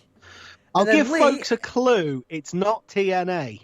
No, it's not. The first letter It's not of the first row is A in the middle. Second row would be E, and the belt is most composed of a W. Oh, dear. Today's show is brought to you by our main competitors. Oops. The letter A, E, and the number W. Hang on, what? Shit, no. Record scratch. Rewind that. Yeah, it basically spells it EW. That's why she doesn't wear the main championship belt anymore around her waist. Of the women's. Well, I've got a cure for that, really, to be honest. Go on. She needs to start taking the Bray Wyatt approach. Oh, Revive from Bubba Ray Dudley. Wear it like a dog collar. No, she's pretty because much. Then putting... the bottom panel of the belt will cover her name on her chest, and so all you'll see is the W's, and everyone wins. And to make it even worse, ladies and gentlemen, the fact that the A in the E is almost in this exact same font as AEW's damn logo font. Do you think that someone in senior WWE management went, hey, listen, I know what we can do. Here's a great practical joke. Let's see if Vince notices. Oh, and then shit themselves when he did and went through the roof at it. It pretty much got picked up because ever since she started wearing that gear, it's never, ever occurred. She's never worn the belt around her waist since. Yes. Oh, dear. Can I recommend a little issue for Bayley for future reference? Yep. Take a leaf out of Rey Mysterio's book. Get your name written down the leg seam of your tights instead. You're supposed to... Oh, I understand why you're doing it. It's there. It's because you used to be a wholesome, family-friendly person. But now you're not. You apparently want everyone to look at your boobs the whole time, which is where your name's written. I don't know. But anyway, get it written down the leg seam of your tights instead. Whoa. I don't agree with you on that one. I think the whole look is great. No, I'm joking. It's just because that's where her name's written. I'm just messing. I think the look is great, but the logo is a bit silly and, well, Yeah. It's just poorly Unintended, planned. hilarious side effects. Has a sued. But anyway, the match itself, Shayna Baszler versus Becky Lynch versus Bayley, underperformed, didn't do as well, and supposedly Vince McMahon was cross with this. The match wasn't great compared to what it could have been, and like I said, it did not paint Bayley in a fantastic light. But yeah, it didn't. However, that's basically stating to us that it's now NXT 4, Raw, SmackDown 2, Raw 1. NXT, NXT, NXT. Yes. Yeah. Love it. Unfortunately, hey, NXT, can I interest any of you celebrating guys in the incredibly large shipment of bubbly that I accidentally bought so you can celebrate with it? He hasn't, folks. I already cut the credit card. I already cancelled it. That's good, because we were about to get 48 crates delivered. There we go. Just for your benefit. But anyway, it's been cancelled. And then, therefore, the new Burning Truth show motto would have to have been a shit ton of the bubbly. Or more likely, we're in a shit ton of debt. Yeah, bearing in mind what was it again? Retailing at $46 for 2 bottles, and I ordered 48 crates of 12 by mistake. I'm quite glad you cancelled that order. I really am. It's all done. But anyway, moving on. We've got a lot to cover, ladies and gentlemen, because that was a big talk that we just had. Right, let's just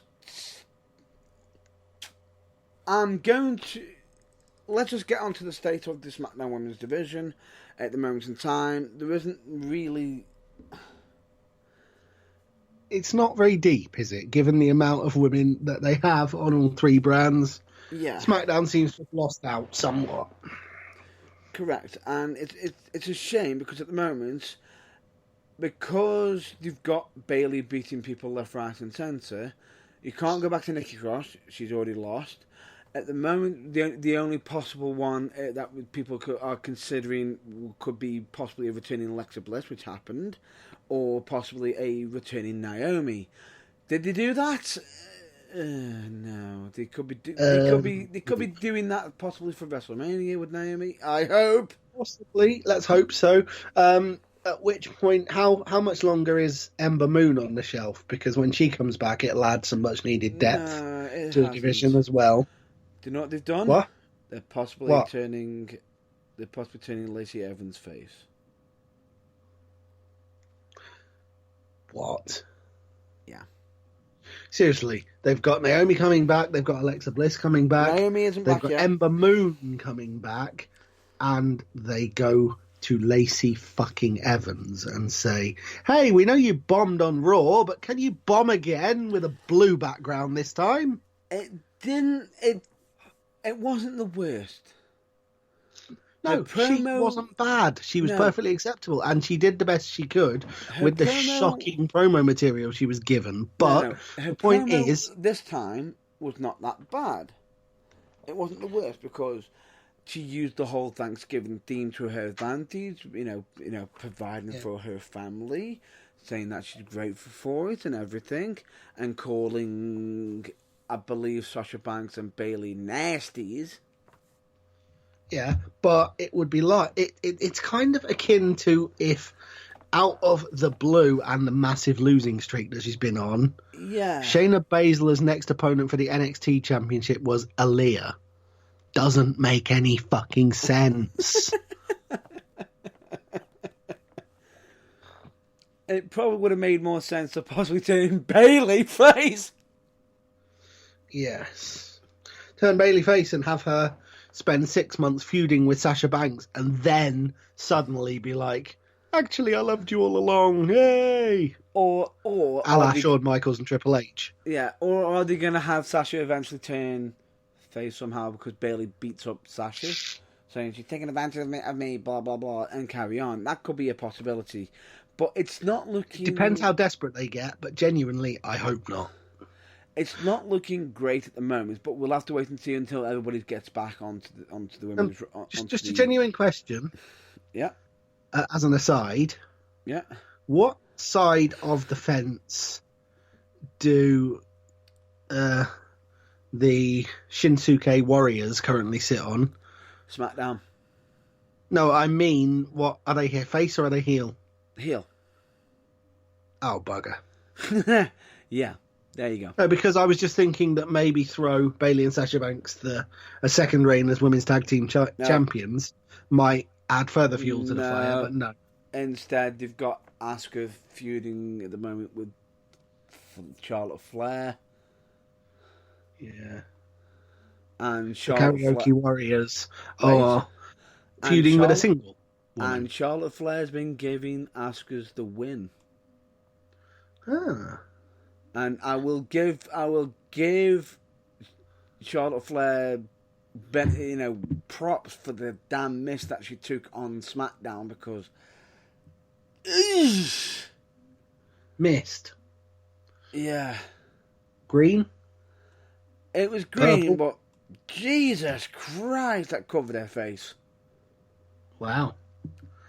I just hope she remembered to close her eyes. It didn't like it mattered either way Okay. because there was that much. It wasn't like it wasn't like a little bit. I said just close your eyes and had a Christian flashback. Help! But anyway, the point being is, change routine. And anyway, the point being is, it didn't look like the typical mess straight into the eyes. I mean, it basically submerged her entire face in the stuff.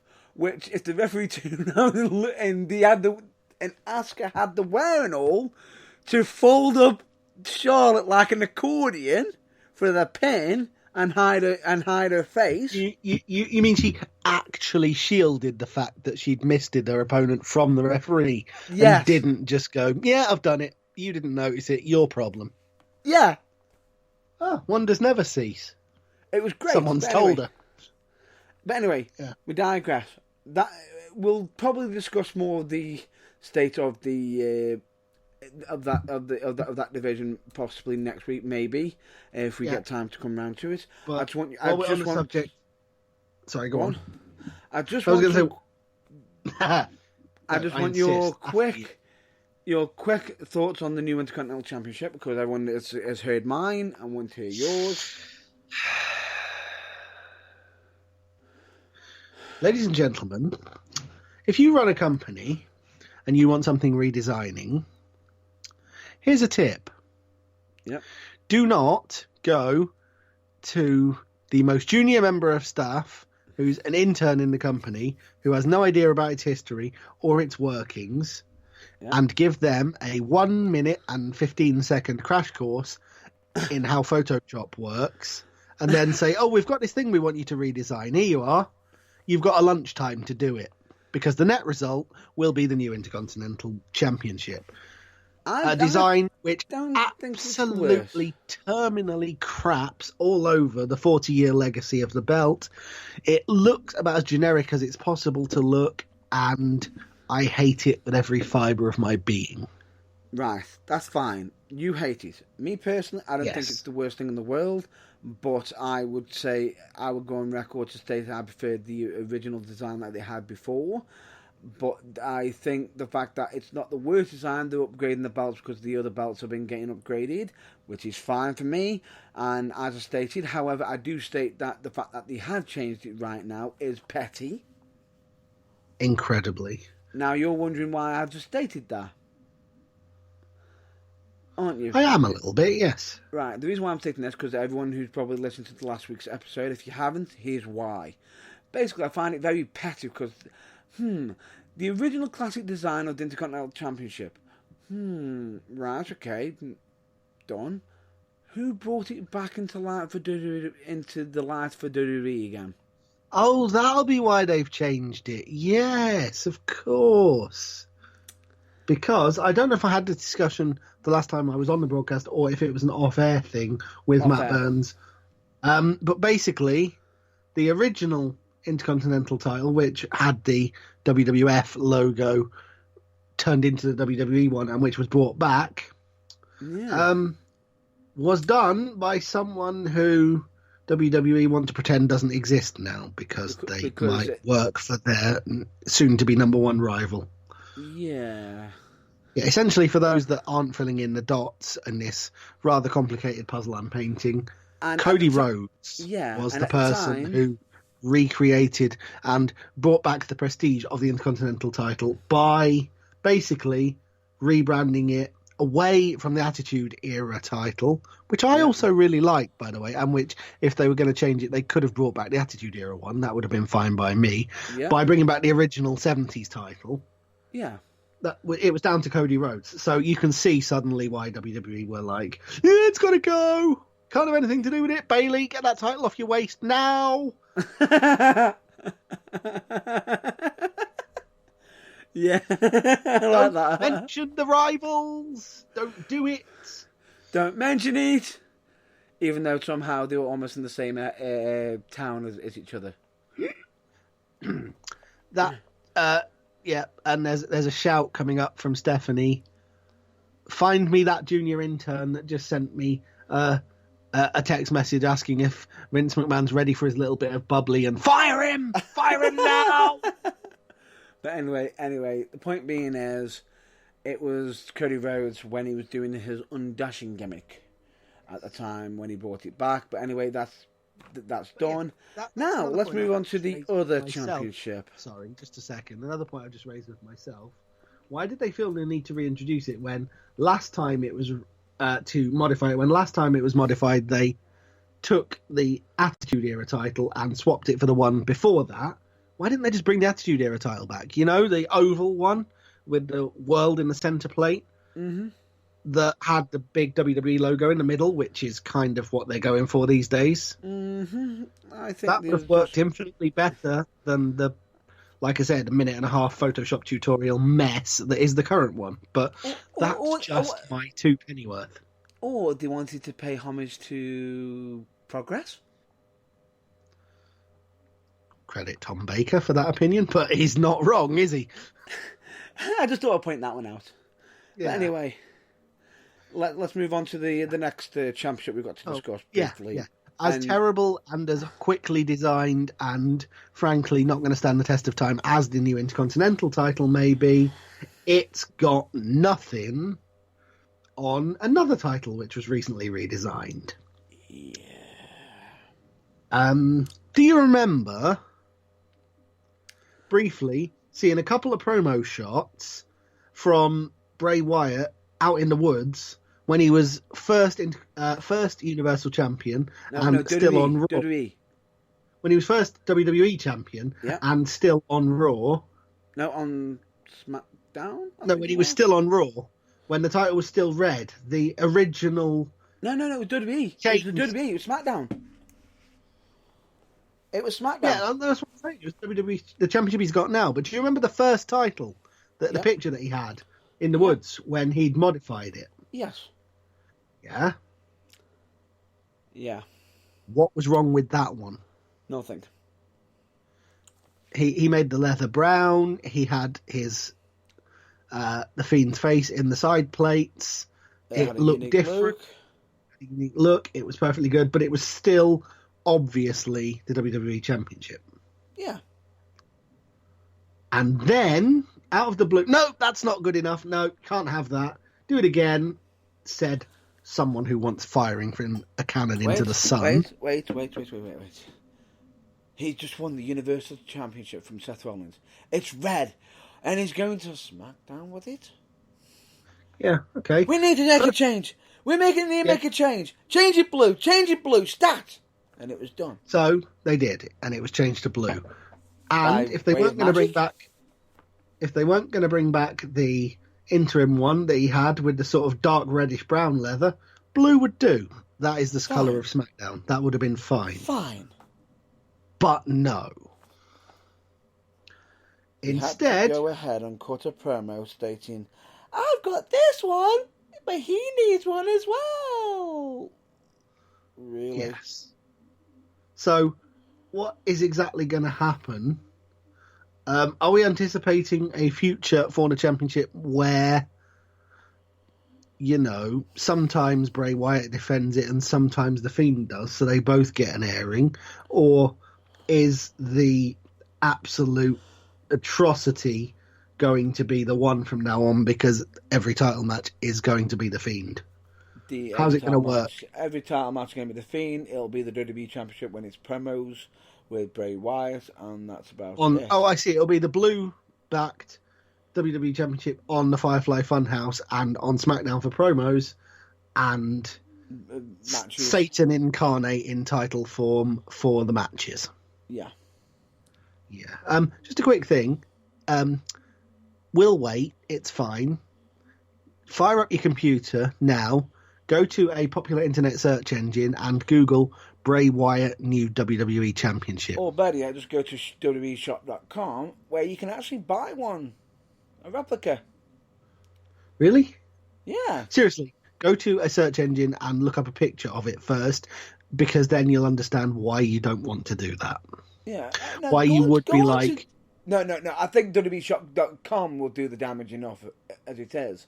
The fact that it's a replica belt of the Fiend's version of the WWE Championship belt, which he's got just his face on it and he'll save this, blah, looking red, blah, blah, blah. It's dreadful because it doesn't look like a title belt because none of it's gold and it's got his face on it, and it's frankly something that you wouldn't have in your house because it would scare the children. And if that wasn't bad enough, look on www.shop.com listings and see how much a replica of the damn thing will cost you, if indeed this isn't a typo, which I get a scary feeling it's not. Close to $6,500, or should I say $6,499.99? $6,500. Now, bear in mind, close to. Since the days when I first wanted one, and they cost $250, your standard title belt is now nearly double that, aren't they? Like $450 these days. Uh-huh. And that's one made of metal and leather. And it gets a carry case, and this one looks like a 4-year-old made it with a cut-out bog roll and some finger paint. How is it worth $4,500? What is it made of? Unobtainium? Now, the question is I don't know if this is part of an auction or not. I'm hoping it's an auction, but the fact that I thought to myself, I thought it was an auction from when we saw it on WrestlingInc.com. And you couldn't believe me shock when it took me to the WWE Shop.com website. Yeah. Shock isn't even the half of it. It's just like, seriously? You're actually selling these. B, how much? What? Yeah. No. Really? Typo. Yeah. But apparently not on any count. But seriously, have you come back from Googling it yet? Yeah? Oh, was that thud I heard you falling on the floor? Have you picked yourself up off the floor yet? And sorry for the nightmares. But anyway, let's just digress and chat. Just answer me one simple question. You can be the biggest Bray Wyatt fan in the world. Why would you have that thing in your house? Oh. Seriously. No, I'm a big fan of The Fiend and Bray Wyatt. I am. Me too. I am. I genuinely think they're some of the most creative, original things WWE's done in a long time. But that title belt isn't. For all I said about the Intercontinental title being a bad Photoshop job, this is just a... I don't wish to be insensitive here, but it's... there's no way around this. It's like they've let a...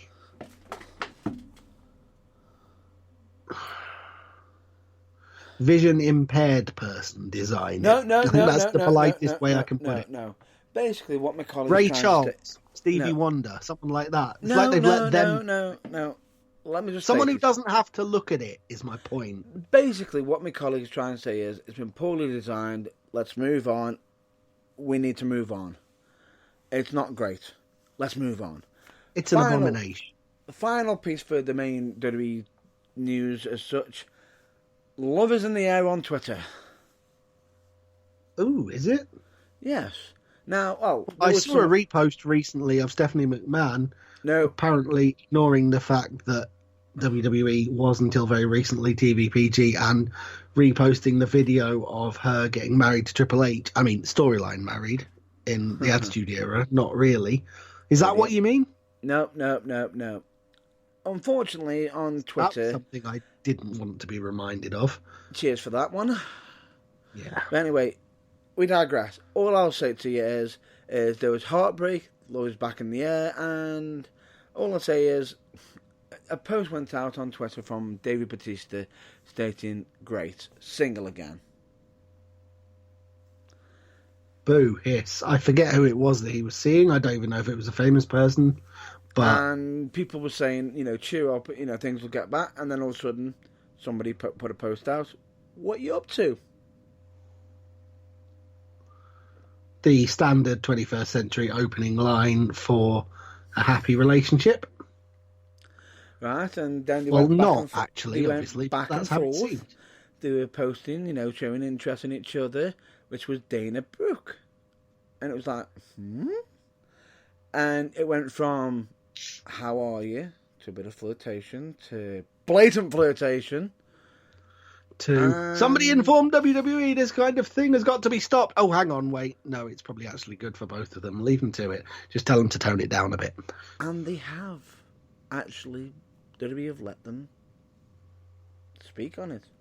And I believe at the end of it came when Dana Brooke turned around and says, "I'm going to be DMing you my personal number." Ooh. So it looks like Dana Brooke is possibly dating Dave Bautista, and there's a clue in the fact that when a certain former rock star was trying to hit on it, Dana stated, "Someone better, just take the hint, Drake. No means no. Check yourself before I basically unleash the animal on you. Yes. WWE, please sort this out immediately." Interesting. Yeah, interesting. But I'm well happy for both Batista and Dana Brooke. And some people might be stating, does this mean that Dana Brooke's going to be getting showcased under WWE? And more possible because of a link with Dave Bautista. If that was okay, some people might say, but she's only got a spot because of Dave Bautista. Really, personally, I think Dana Brooke does actually deserve some actual bit of spotlight. She has been there quite a bit, and she's actually been working her damn ass off. Absolutely. Agree. No, I agree. And good luck to them. And is it just me that thinks it's slightly odd that they have the same initials already? Oh my good lord. Yeah, just thought I'd throw that into the ring, Awesome. I just didn't pick up on that one. Wow. No. But it's the kind of like me not noticing the Bailey thing. It's like, it was really obvious. How did you not see that? How the hell did I miss that? Yeah.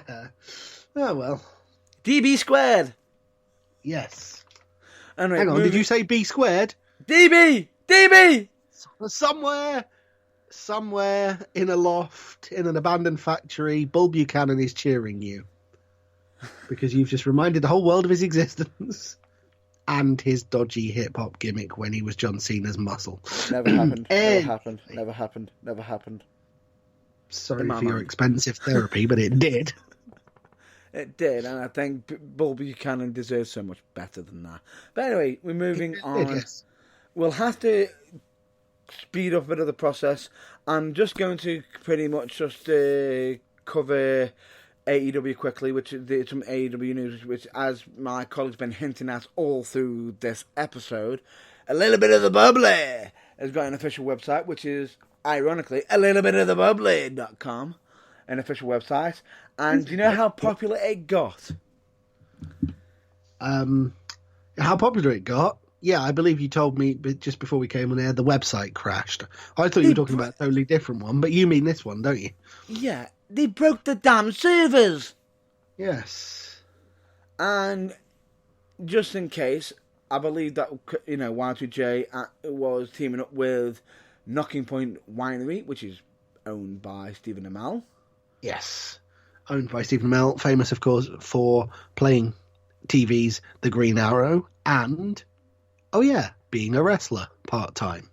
Yeah. Talented Being one as a well. member, a pretty damn good one, actually. Knocking Point Wines, And that's, .com/product/bubbly. or better yet, literally go to the website, a little bit of the bubbly.com. Indeed. And $46 for 2 bottles, as I say. Expensive, how but much come on, this is Chris Jericho here. Yeah, you're saying that, and yet they have sold 10k. 10,000 bottles. No, that's how much they've made so far off it, and they are still stating, in regards to the bottles, they are not sold out. If there is a bit of a glitch, keep hitting the button. Keep purchasing. Hopefully they will sort all the reimbursements out. Just make sure it doesn't do a bit of a JB and overbuy. Yeah, sorry about that. Like I said, I kept hitting reset, and apparently it kept adding zeros to the number I was ordering. Not helping. Any idiot can do it. Look, you've cancelled the order now. It's fine. That's fine. Yeah, I did. And anyway, that is that for AEW. We do apologise that we don't have much more for AEW as much as we want to. There is possibly more, but we are on a very busy time schedule. We have got one more topic for NXT, and we're going to have to quickly discuss some of the UK news very briefly. Okay, cool. Well, let's go straight into the NXT one then, because we've been rabbiting on for long enough, so we need to wrap this up, I think. Pretty much. And ladies and gentlemen, NXT's main attraction, Adam Cole thought he was in the clear, that he got no more champions, no more, Tommaso Ciampa's been taken down by Finn Balor on NXT, and what happened? I believe the 2 words that happened are Pele kick. Yeah. Balor ended up knocking Adam Cole into next week, pretty much, showcasing that, it looked like he had some common ground with Adam Cole, but Adam Cole's got something he wants. He does have some common ground with Adam Cole, namely that they dislike Tommaso Ciampa. Correct. But he and Tommaso Ciampa also have some common ground in that they both want what Adam Cole's got. Correct. Goldie. Yep. None other than the NXT World Heavyweight Championship. Goldie. Yeah. Much easier to say. Correct. Which is great.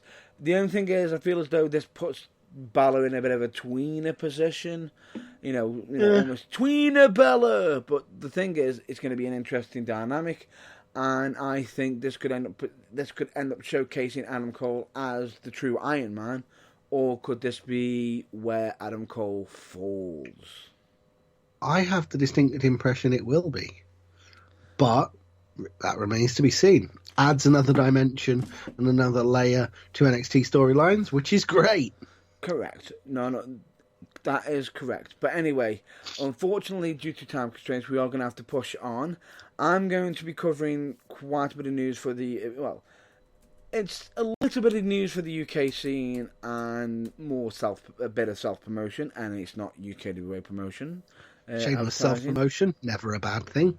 And all I'm just going to state is that this weekend we had Chantal Jordan versus Miller McKenzie. That happened twice this weekend, which was for, Shropshire Wrestling Alliance and also Kamikaze Pro Wrestling. Go on, be honest. You're thoroughly peed off that you didn't get to do it first. Don't get me started. Anyway, gloss over that. Don't get me started on that rant. UK Wrestling's dream match of 2019. Yep. Has happened twice. So, hang on. Are either of those promotions on Turnbuckle TV? No. They aren't. I'm not 100% sure. Kamikaze might be. Well, either way, I'm sure they'll have a video on demand service if they're not part of Turnbuckle TV. No. They do actually have a video on demand service for their own on demand, Yeah. which I believe that SWA is part of Spot Fest, which is linked with, I believe, Academy Pro Wrestling as well. Yeah. So and Kamikaze's got its own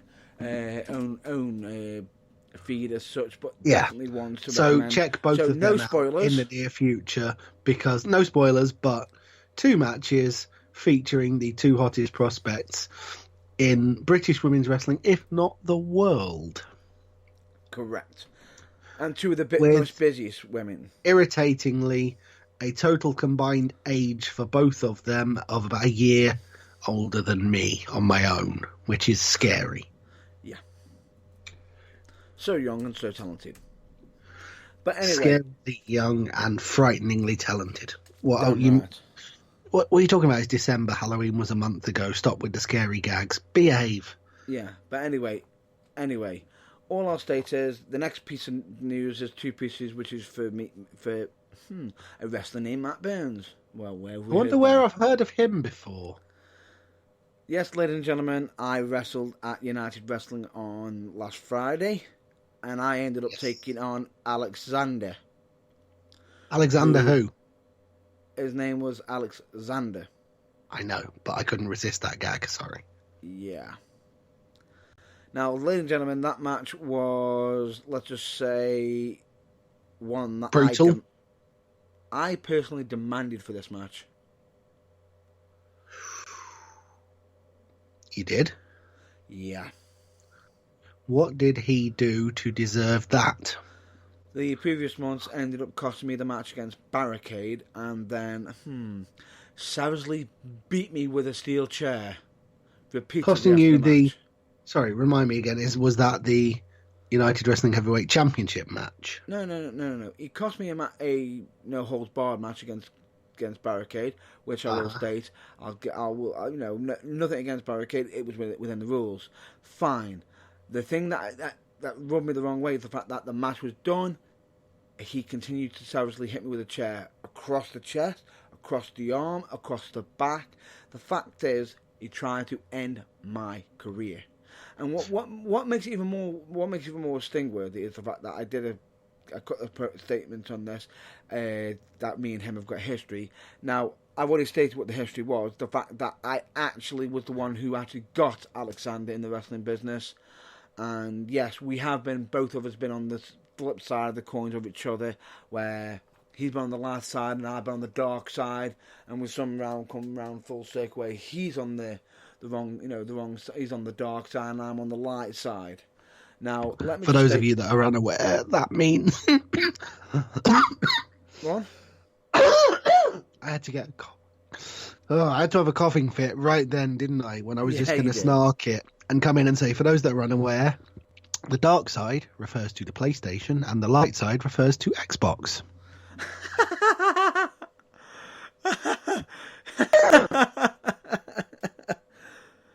I like that. Disclaimer, it doesn't mean that at all, but I just had to get that in there. I like that. But we could be using more references like that in the future. You'll have to wait and see. Indeed. But anyway, the point being is, I ended up wrestling Alexander in a back and forth match. I took a bit of a beating. My knees actually having to recover and everything. And because this match is not a fit. You know what? I'm not going to spoil it. You're not going to spoil the result. I get that. Also, I know that postal delivery isn't what it could be and everything, but did you get the jiffy bag full of ice I sent you for your knee? I'm working on my knee. I'm able to move about, and oddly enough, it did arrive. A bit wet though. Oh, I see. I couldn't find a way to keep the ice frozen in the post. I really couldn't. You do realise I have ice in my own freezer? Yes, but I was only trying to help. Oh, no. It's a thought that counts. I appreciated it. It could be worse. Wait till next week when the catering-sized box of rocket lollies arrives. Oh, dear. Moving swiftly on. But anyway, that's one piece of news for myself, Matt Burns. The other piece is that Kayfabe Music made an announcement that a bit of an announcement that they are going to be revealing some custom made music that is for myself coming soon. Ooh. What you mean? On top of the work they've already done for this fine show? Correct. Correct. All I can say is, you've now got 3 pieces of music made by Kayfabe Music UK. Are you getting shares in the company? Right. No. It's not 3 pieces. Only 2. Oh, okay. Is it the same piece at the beginning and the end of this show that shows how much attention I pay to the end? No, that's one. That's all one. That is. Okay. That is. I see. But, ladies and gentlemen, let me just state, I've actually heard a sample of it, and oh wow, Lovely. That's good to know. I cannot wait to hear the full version myself already. Once I believe they may have actually already sent it over. Hang on. I'm checking my mailbox. There's a possibility they could have already sent it over. I will be checking. As an aside, while Matt Burns does that, just a thing. He's a bit of a miser, and at UKWA shows he won't let the commentators have entrances at the start of the show. Otherwise, I'd have contacted them myself and got my own bit of custom music made, just so he had to play it every show. I am sorting something like that out for you already. So You are? yes. Something custom. Not my established entrance music. I was thinking you established, but if you want custom, No, that's fine. If you order it, I was just laying the groundwork. I was just seeing if it was necessary for me to order it, because if I can and it will get used, I may well. I may well. Yeah, there you go. And I'll make sure it does. Yeah. For those that aren't aware, I'm one of those people who has an entrance theme already, from the days when I was briefly a quite rubbish wrestler, and I still like using it to this day. I'm one of those people like Edge. when he made his famous retirement promo, when he said, "Real life's really disappointing. You don't get entrance music every time you walk into a room." Ooh. I wish you did. But anyway, going back to the topic in hand, now that he has paid Kayfabe Music for a unique piece of music exclusively for him, Matt Burns can do that if he so wishes. Correct. But at the same time, not only that, I also acquired some merchandise that was from them as well. And you can actually purchase these from them as well, which is their branded T-shirts, which is X marks the spot, because that's what their custom made music does. It hits the damn X. It hits the spot. Yes, it hits fantastic. The spot. Speaking of merchandise, and it's also a wrestling reference. It certainly is. But that's all I'm going to say in regard to that. I will not spoil it. Don't worry. My lips are sealed. Correct. Anybody who knows it. Anybody who doesn't, sorry, but you'll have to figure out what the reference is. Yeah, look it up. You'll work it out. It's fine. Speaking of which, having now done... Sorry, I'm having to use my fingers here to count 3 UKWA shows. Yeah. Speaking of merch, I still don't have a UKWA t-shirt. It's in the works. That's all right then. Because, show uniform and to wear outside of shows to advertise the brand. See, I'm thinking ahead. It's already in the works. Because that's all good to know. It's already in the works. We are trying to get you branded. We are trying to get get you all looking your kid away, and possibly even, who knows, could even consider slipping in a bit of a JB own merchandise in it as well. Who knows? Oh, I say, yeah, that would be nice. Getting my own logo out there, yeah, that would be cool. I'd appreciate that. I'll work with you on that, obviously. Correct. But anyway, that's going to be it for this week's episode. We'd normally discuss next week's topics. We're going to unfortunately bypass that because we have got to get off the air as quickly as possible due to time constraints.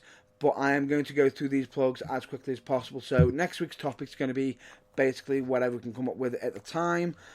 Trust me, something will come up. We'll have plenty to talk about. We have got plenty to talk about because we've got some topics that we couldn't cover on this week's episode. But ladies and gentlemen, here are the plugs for the Burning Truth, which is none other than, please check out UKWA, also known as UK Wrestling Alliance. For all photography needs, please check out people like Tony Knox, Jessica Servo Photography, and K Swift Photography. All great photographers and do amazing work.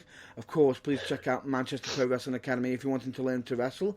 Beginner classes are on Monday, £10 per class, 7 p.m. till 9 a.m. If you're looking for locations, please check out their social media. For Custom Made Championship Gold, check out JFX3D. Also, of course, please check out charities like Mind, Changes for Health and Well-Being, and of course, Messy for Mind, Donna Louise. All great charities, 100%. For the lighter side of wrestling, of course, please check out Botchamania, WrestleCraft, OSW Review, of course. You're welcome, Matthew. Nice one, RD. And of course, you're always welcome, OSW Review guys. Amazing work. And let's just state this: I've noticed that Hogan isn't plugging you this week. Let's leave that there. Let's leave that there. Of course, for all things geeky and nerdy, check out Pull and Pass Radio Show, hosted by none other than Magic Mark Adams. Amazing guy, and of course, all-round amazing host. Of course, we also recommend you check out other podcasts like The Weedy Independent, Train Pop Culture, and of course, Think Wrestling. As well as outside of the wrestling genre, Scroobius Pip's Distraction Pieces podcast, which often features wrestlers and MMA stars as guests, as well as celebrities from the world of film and TV and radio. Correct. Well worth the listen. Correct. And of course, we also recommend, if you have party needs, to check out www.fabaloonie.co.uk, where it's party time all the time, where they offer party packages, soft play and bounty castle, magic shows, mini discos, face painting and glitter art, stilt walking, balloon modelling, balloon decorating, fighter illusion show, and they are actually linked with Equity, which is a nice little link in with We the Independents. In case you don't know what that means, check out We the Independents, of course, and see where the connection is. We also recommend you check out Kayfabe Music UK, of course. Why else? Because of they actually made the damn intro for us, the great amazing music for this intro. I am also having some custom-made music done by them, which I cannot wait to debut. It's that good, folks. It is that good. I'm literally got me hair on my arm stands up every time I hear any of the music that they make. It's absolutely great. Especially, you ready for this? Do you know how much it is for the custom-made music? Do you know what? I don't. Please remind me and the people listening. It is £60 to have custom-made music by them. That's one £60 fee for a piece of music which you own, which is yours, which you can use forever. But they still entrance music, bar mitzvahs, whatever you like. However, they still own the actual copyrights in the fact that they made it. Of course, that's. But in regards to you are able to use it out anywhere you want, that is the case. They've also got some original music on there, which they've actually also made, which they actually sell for £50, which is absolutely amazing as well. No, it's a shame I'm not on Six Towns Radio anymore. Other internet radio stations are available, because I'd get them to make me a load of music and then I'd play it on my show every week and credit them, so they got some PRS for it. Thank you very much for that, because straight away I'm going to also plug a possible radio station as well, which is linked with Changes, of course, for health and well-being, which will be none other than Changes Radio. Ooh, nice. Why not check them out as well? Because that's also a great, has some great show and some great information as well. So I recommend you check that out. And of course, we always recommend you check out Turnbuckle TV. And why is that? Your one-stop shop for all your UK pro wrestling needs. With over 30 companies adding content all the time and adding companies all the time, it could not be better value for money unless it was a certain wrestler and wrestling promotion finding app. But it's not, but it's the next best thing. Do you know why? Because it's yours for just $3.99 a month. That's a shade under £1 a week for all the wrestling you can eat. By one and penny more for 1 week. besides. Yes. Correct. Which is well worth the money. Personally, I would pay the extra penny and just go make it £4. I'd pay Absolutely. it. £1 a week. Round it up to a fiver, as far as I'm concerned. It's epic value. And Yep. should you wish to support your favourite wrestling company, then you can sign up via ukwa.com / enter the name of your favourite company. No. You were close. It's actually www.turnbuckletv.com. I said UKWA, didn't I? Yes, you did. Turnbuckletv.com / let's say UKWA, for example, although you can use any of the promotions on the service. In doing so... Correct. Or the shorthand or the full title in some cases. But in doing so would actually benefit the actual company that you're wanting to watch and also possibly help them provide them some support. Exactly. It helps them to grow. But anyway, that's just in case if you're wanting to help any of the companies that are linked with Turnbuckle TV. Of course, we always recommend you check out your local wrestling shows. Just case in point, United Wrestling, Pro Wrestling for You, Slam Wrestling, Academy Pro Wrestling, Future Championship Wrestling, Fusion Pro Wrestling, The Barracks Wrestling, Future Shock Wrestling, Wolf Run Pro Wrestling, ICW, PCW, Progress Wrestling, LDN Wrestling, Falling Star Wrestling. There are many, many hundreds more. And don't forget, if you're not sure if there's any wrestling where you live and you want to look it up, there is a way that you can do that. Both the companies and the wrestlers that might be involved. And as I stated earlier, it's even better than Turnbuckle TV because it's an app, I believe, and it's absolutely free. Although it doesn't actually have the matches on there as in the content, which is what Turnbuckle TV is well worth the price for. No, the thing is, what you do with the free app is you find the shows and then you go and watch them and then you go, oh, they're great. They've got 10 back catalogue shows on Turnbuckle TV. I'll sign up for that and watch them all. And then everybody wins. And you watch them all, and then when you watch them all, you also find other companies and go, oh, I watched that too. And do I need to pay again? Oh, no, you don't. But anyway, point being is, Babyface Wrestling App UK is free for anybody to check, and you can actually check out all your local wrestling needs, of course, do it by your own location and how far you're going to drive. But that is all for the regular shout-outs and such. We're going to have to plug ourselves, which is www.theburningtruthuk.com. You know our website, you know what's on there, and of course... You know our social media. You know our social media. We have got past episodes on Spotify, and of course, any external links that are on the links page, we cannot be held responsible for, because we cannot be held responsible for the content of external websites. Correct. Also, when I made a slip of the tongue earlier, don't go to ukwa.com because as far as I'm aware, that's the website for the UK Windsurfing Association, which is not the same thing at all. Correct, but if you do want to check out the UKWA, as in the wrestling company, ukwrestlingalliance.com. Yes.